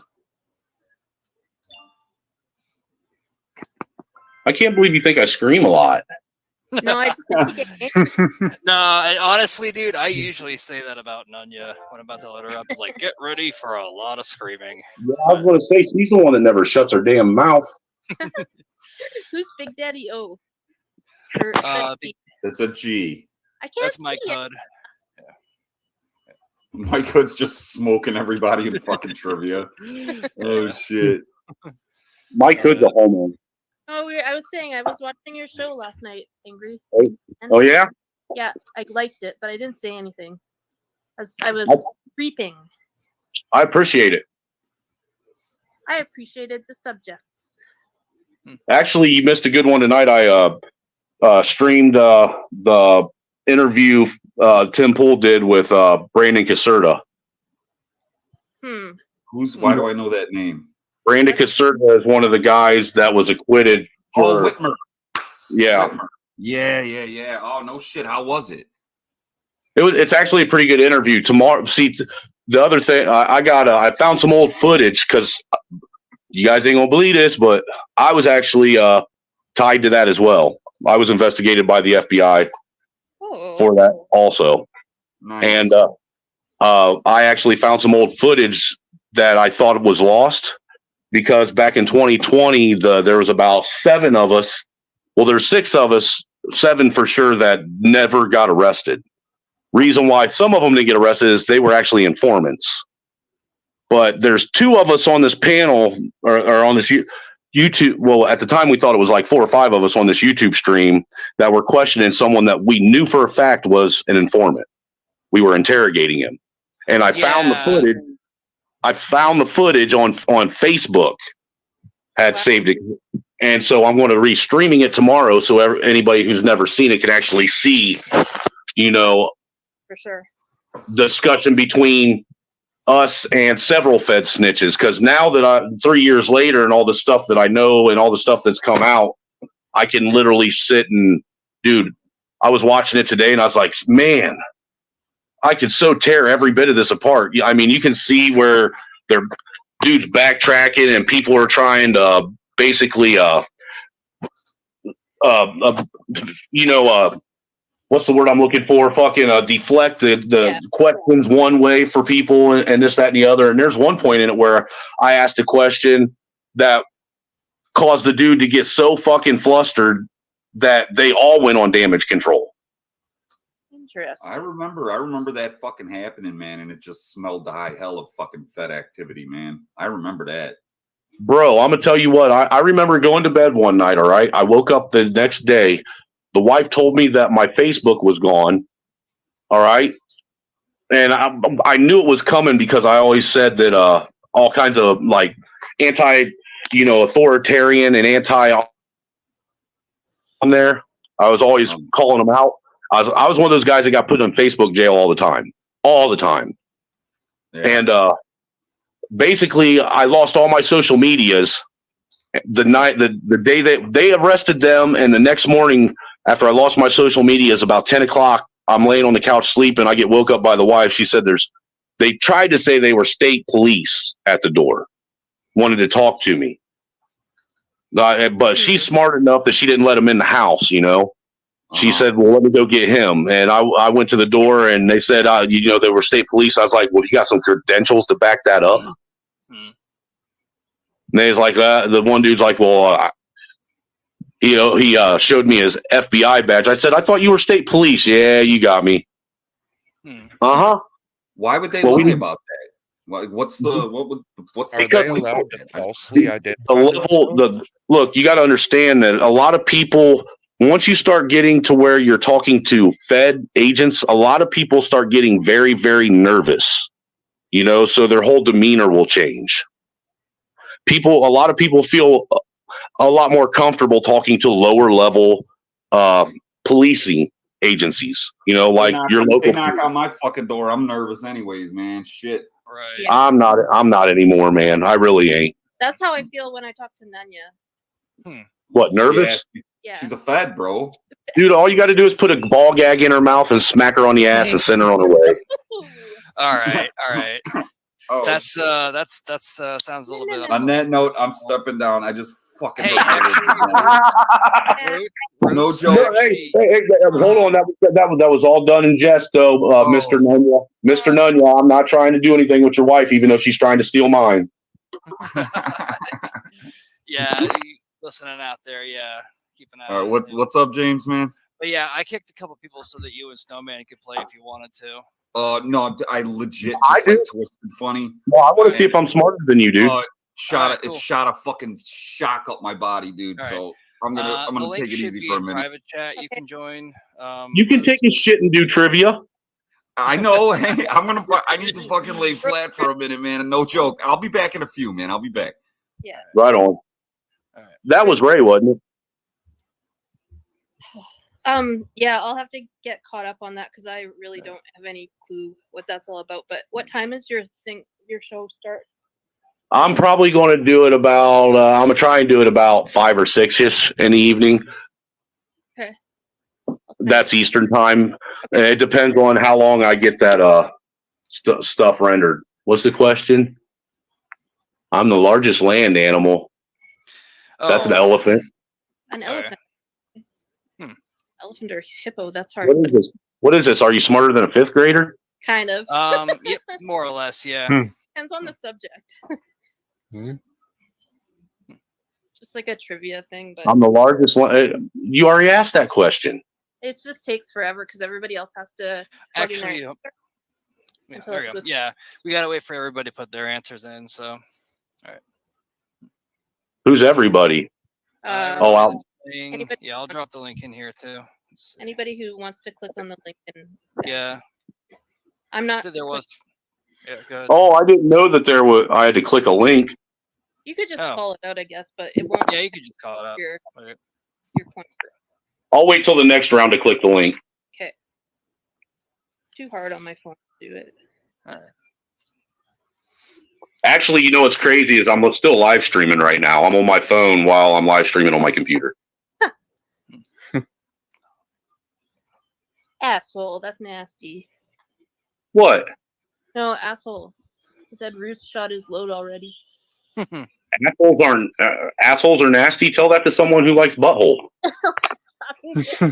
Uncommon asshole. In the There's chat. people that bleach that thing because they like it so much. Yeah.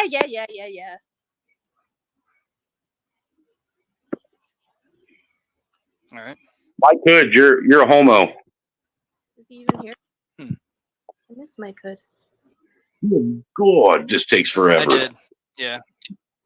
Yeah, you got. Like I said, you got to wait for all these people to All the slowpokes. guess their dumbass answers. Yep. But don't they only have a certain time anyways? It's just it's weird. Yeah. Wednesday, I don't know if you guys are interested, James, but have you guys ever heard of the channel Modern Day Debate? Mm-mm. No, No. I haven't. That does sound. If you haven't, you should go check them out. Anyhow, they're a neutral platform. Like I said, they do debates on science, religion, and politics. But you know who Bausch is, right? Who? Bausch. He's a YouTuber. Philosopher? Don't know. He's a pretty big YouTuber.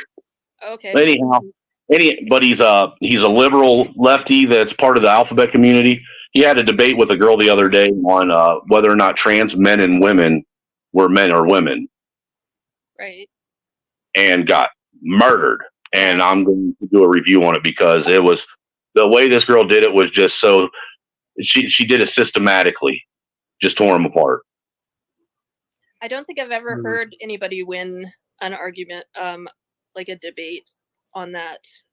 She won the debate just specifically on the way he wanted to try and use our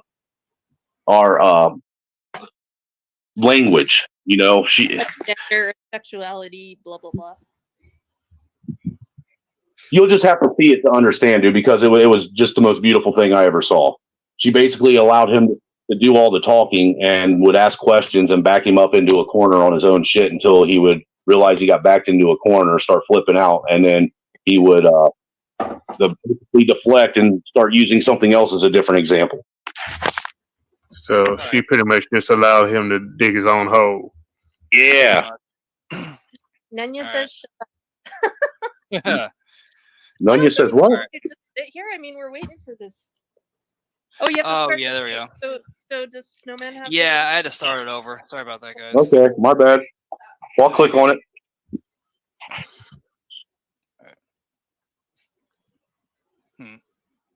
I'm coming. Give me a minute.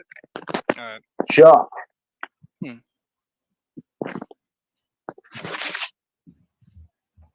Join. It won't let me join. There we go. Now it is. Okay, cool. Look, I'm there. Elephant. All right. Awesome. Hell yeah, dude.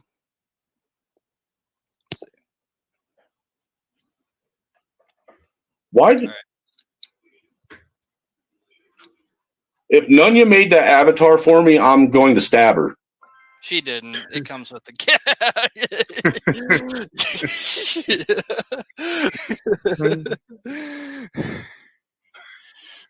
yeah. Let's see.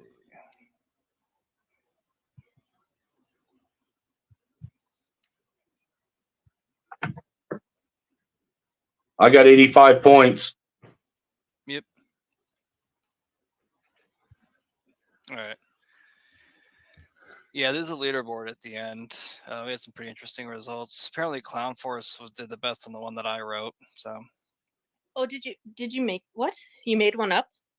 Yeah, I made one of my own. It was the first one where nobody knew the answers except Clown Force, apparently. I could do a trivia that nobody would know the answers to. We tried making some today. Like I was trying to figure out some with roots, and I just had my one was what was the exact date that my life was ruined forever? The day you were born. The day that I met, wow. The day that I met him on here, and I had the date because of email. It's in my email. Was the day you were born an option? I mean, that was a horrible day too. But yeah, that should have been an option.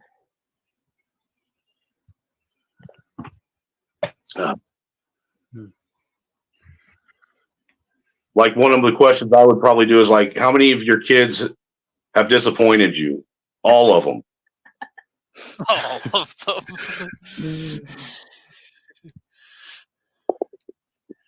Yeah. If I had any, I'm sure they'd all be disappointments. How many kids turned out to be a good investment? None of them. Name all the greatest Nickelback songs. None of them are good. Not a one. Doesn't exist.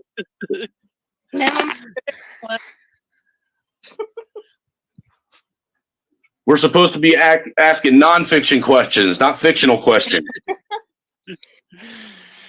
Did you pick the topic? Oh man. Hey, you know what? James, you ought to look up sometime on YouTube, search how to write a Nickelback song.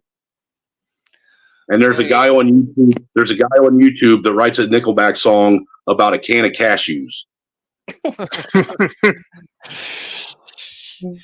I may have seen that one actually, but yeah. Dude, I fucking laughed my ass off because it was so spot on.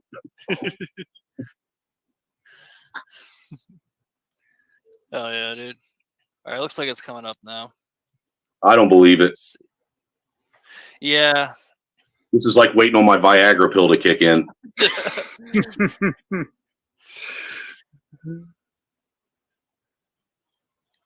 This is like waiting on my kid to come down off of fucking meth.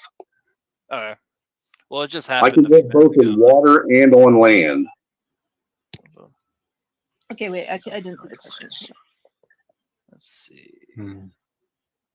I would say A turtle. Turtle, yeah. Okay. I like how they tried to be sneaky with that turtle tortoise answer. Yeah, I noticed that too.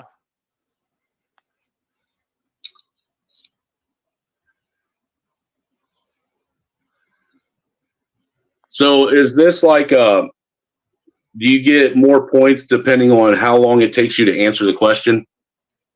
I don't think so. I think. Yeah. Is it? Yeah, I think faster. I think it's like the faster, the more points. Oh, Yeah, like a response based. Yeah, there's all another I know game is I've like lost that. every time, so it's not. I don't care. And now we're waiting again. I know this is so slow. It was going way faster before. Yeah. Yeah. It'd be more fun to just call them out. Let's see. Okay, that one should be coming up now. There was like one or two guys that just took forever. Rude, slow down for a bit. Let's find. Well, should we find out it's Pat? And it's like, oh my god, which channel? He fell asleep eating chicken. Yeah. Oh god. The latency between Pat's finger and the screen. I'm known for my hump and living in the desert. That would be my ex-wife with the big ass herpy on her back. I was gonna say something similar, but you know.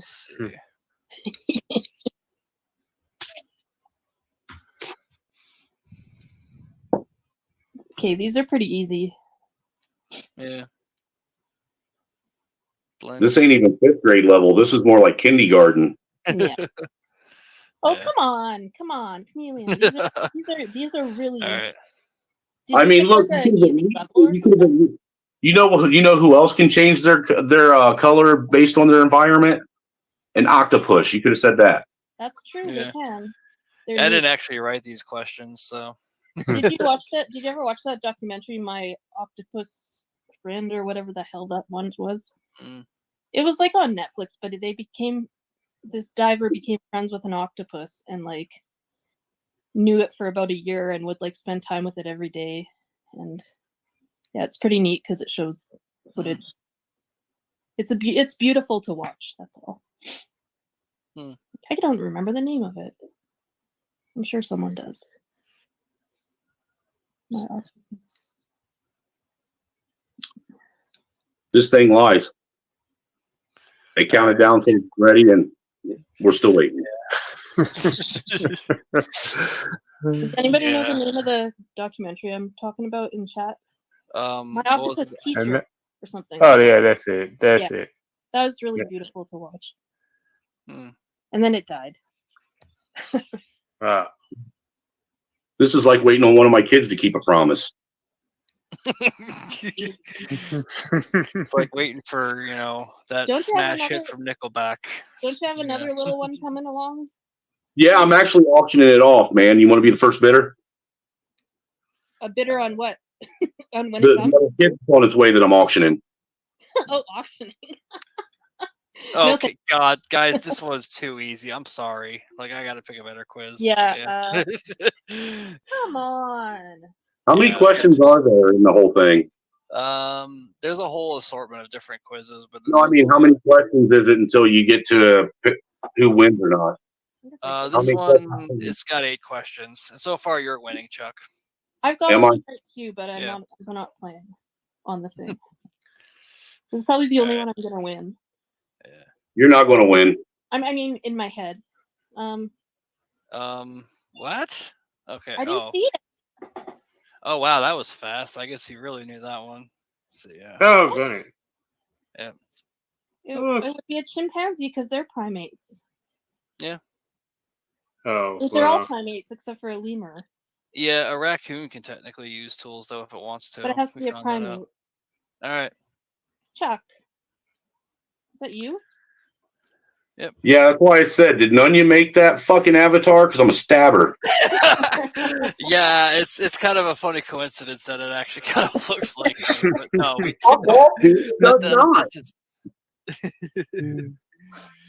I do not look. I do not pose like I'm, voguing or something. That's what that looks like I'm voguing. I think it's uncanny. It really is. Same with two Patrick's. Yeah. Although I don't know what he looks like. Possibly be because when you hit join, it uses your camera to take your image and then make a avatar out of it. Maybe. Well, why was I a black man when I tried it? So, apparently, you got a tan and it's really dark where you're at, It is dark in here, actually. and you got bass in your voice. Yeah. My testosterone is flowing. But yeah, man, that was pretty fun. Yeah, we've been doing this for 2 hours. Yep. Is this like a free app? It is. We're about to do Cahoots in a minute, but so I'm gonna find another one to do while God, Clown Force, you're dumb. No, Clown Force won the hardest ones. Yeah, but he got 376 on the easiest one. What a big dummy. Yeah. He's probably doing it on purpose. Oh, so you're saying you guys all did it on purpose? You guys did that to make me feel special or something? Yes. Okay. Yeah. All right. Bring it on, bitches.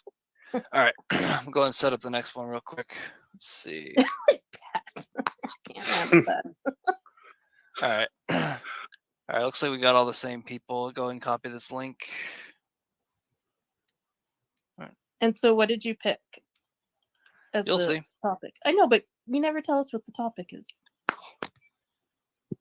Isn't it more fun when you don't know? I guess. Wonders of the world, though. All right. Not really. All right. All right. You were sanding. Sanding. Yeah. Yeah. Sorry about that, guys. Sanding Follow a his- guitar. If you follow his Instagram, he fixes up guitars and sells them. All right. Yeah, I mean, he's the only one smart enough to do the one that I made. So give him some credit for that, man. Oh, Who are we talking about? Clown Force. Clown Force. Oh, Yeah, he won 2 of the hard ones. Yeah. This was really, the last one was just ridiculous. Clown Cliff, I didn't know you made guitars. He buys them and fixes them up and paints them and stuff. I need a new guitar. And he sells them. Okay, what ancient wonder located in present-day Iraq? Temple of whatever that is. I picked that one. That's probably a pyramid, though. Oh, Nope. darn.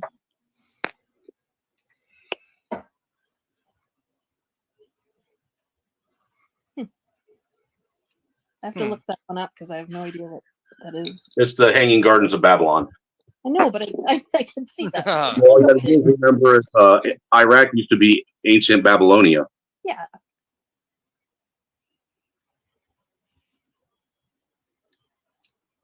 I'm ready.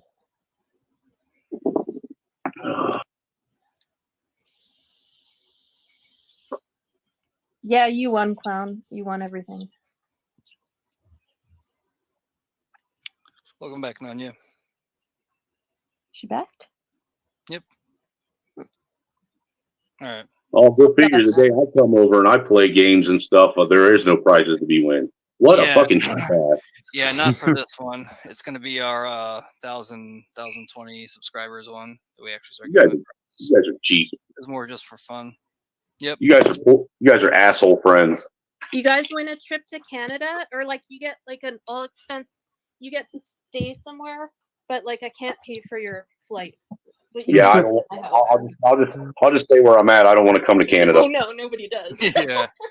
Well, come on! It comes with free Nickelback tickets. I mean, every trip to Canada comes with free Nickelback tickets. I'll get you into see Celine Look, Dion or something. there's 2 things wrong with that. Nickelback doesn't even want to go see Nickelback or be in Canada. Let's see. All right. Let's see. All right. Looks like Okay. I don't wonder. Oh, we did this one already, but it's steamer. Well, we did one similar to that. All right. There was a question similar to it. Damn it, that's bullshit. I hit it the first time and I thought it went through and it didn't register. Now I'm not going to get as many points as I should. Yeah. I think as long as you hit the right one, you're probably okay. Yep.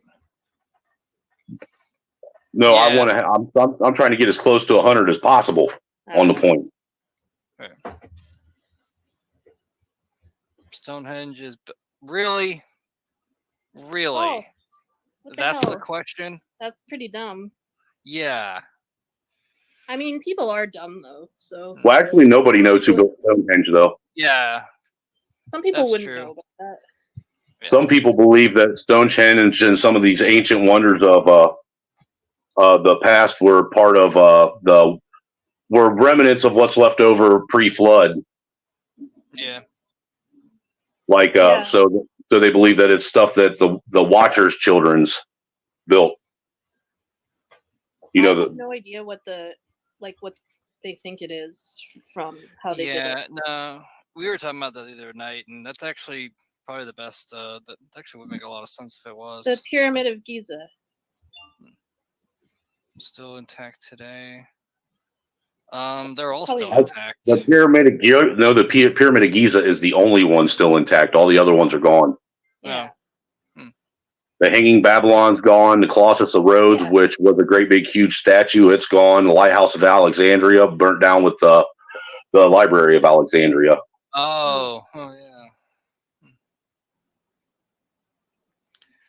All right, that one I actually know is true, but yes.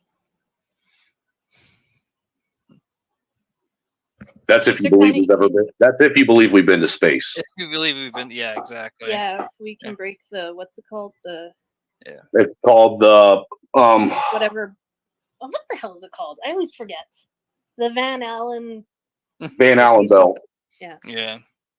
Yeah, we haven't actually figured out a way to get past that safely. So that's the big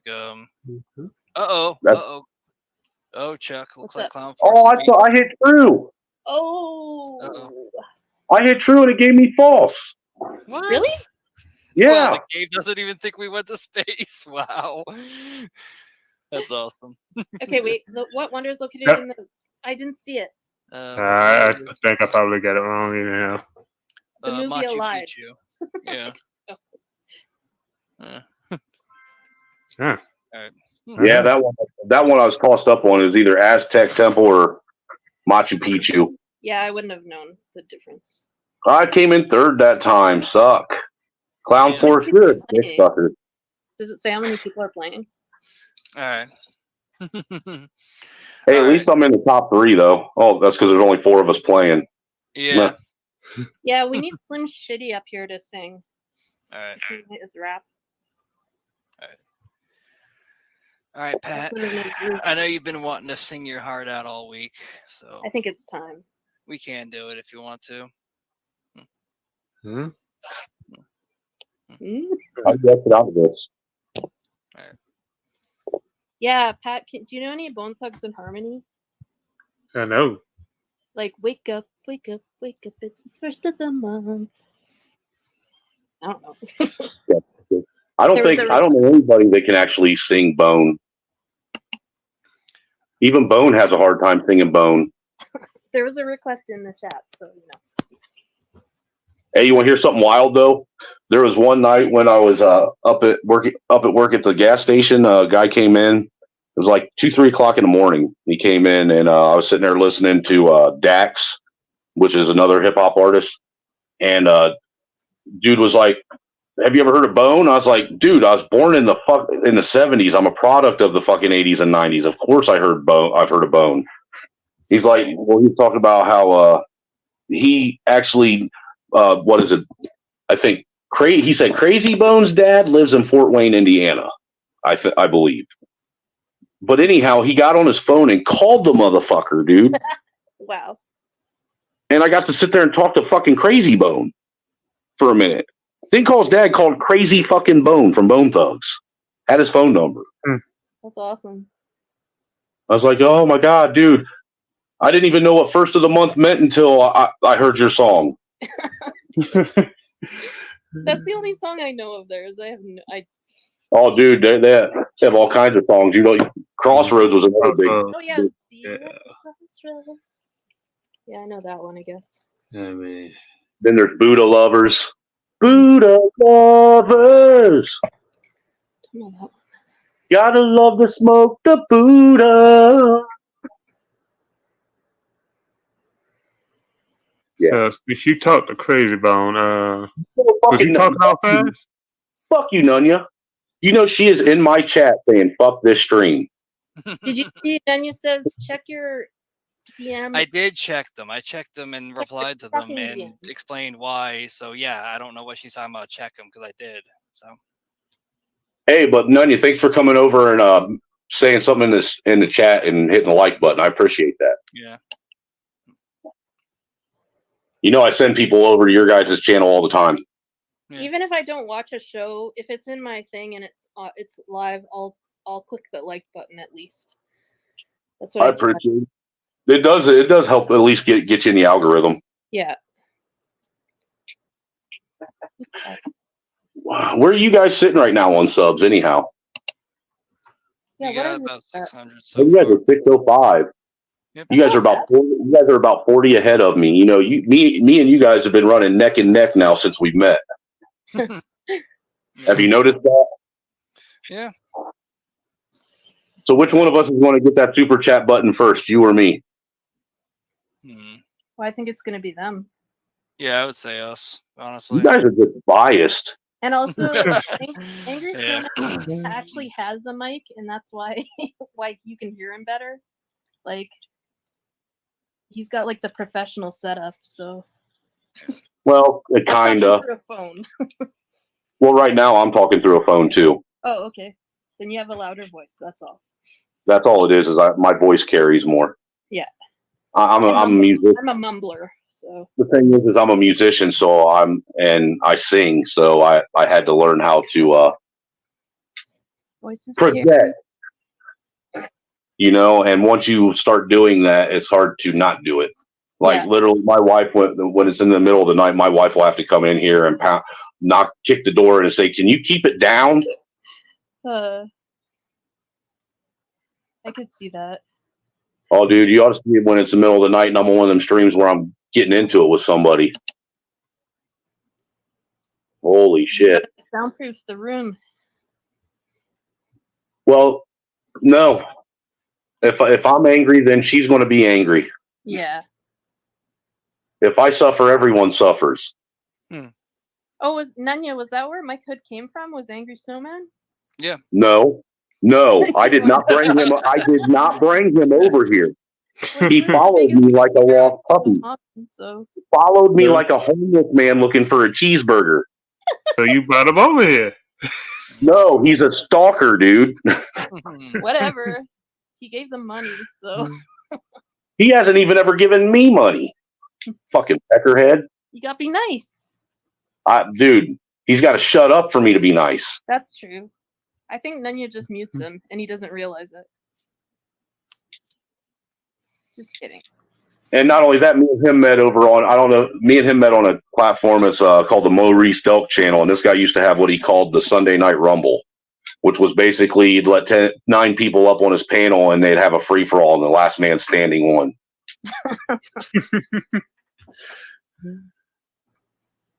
You want to talk about chaos, man. It was great. There he is. Mm-hmm. Kick Snowman off. There you go. Oh, there he is. We missed you. I missed you. Oh, there you go. There's my code. Let's see. Yeah, hey, how's that gay unit south going?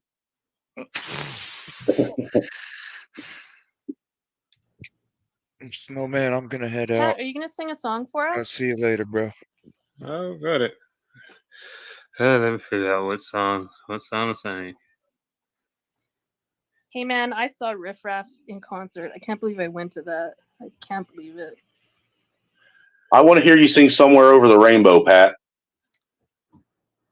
You really want to hear me sing Somewhere Over the Rainbow? I mean, I don't really. I think you have better taste than that. Look, if I was a serial killer and I was killing somebody, that would be the song that I would play while I was murdering everybody in the house. That's really creepy. All right. I do have a Cahoots game up we can play. I sent the link in private or in a public chat. So is this a different kind of game? Yeah, it's Kahoot, and yeah, there are people. Yep, there's people joining. So, dude, am I the only one that thinks that fucking stupid heart button is gay as hell? Yeah. I mean, you know what I'm talking about now? Yeah.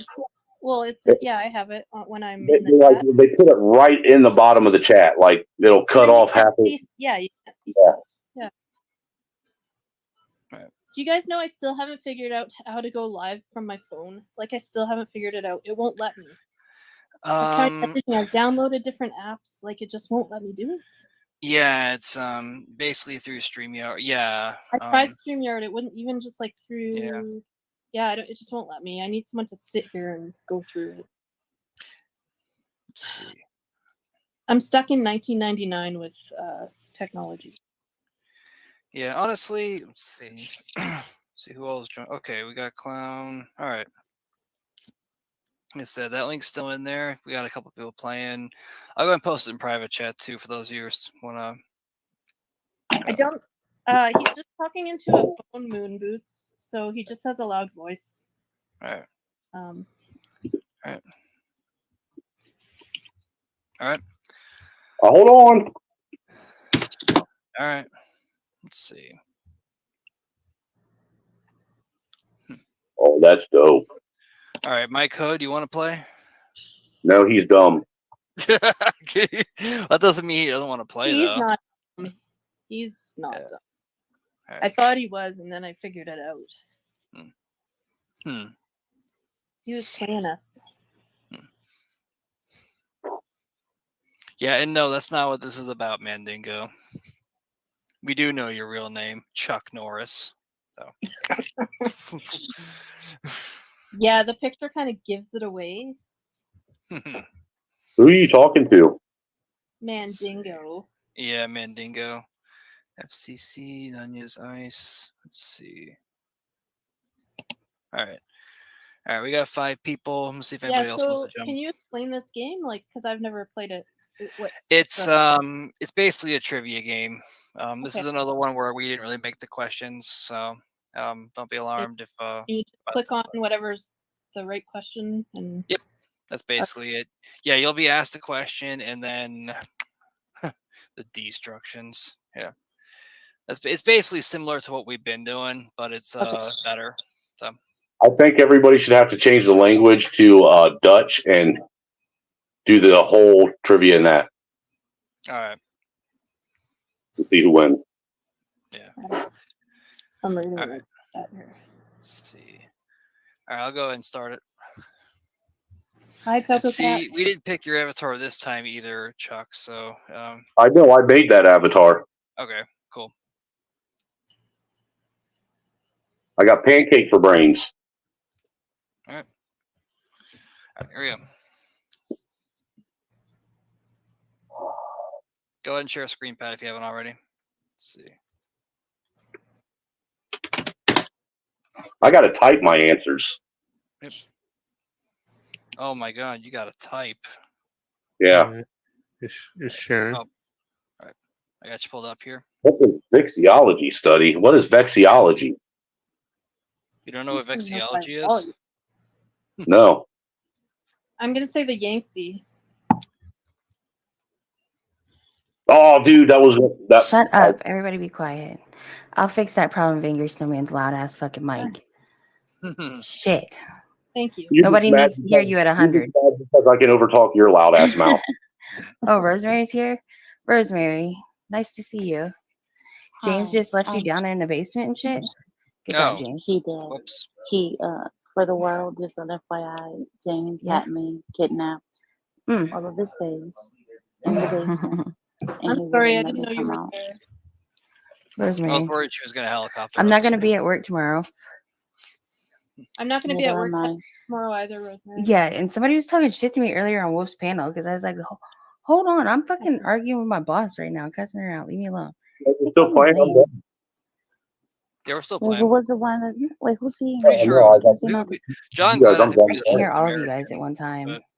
I think it What'd you was say? Yuri. No, Rose? Yuri. Yeah, I got it.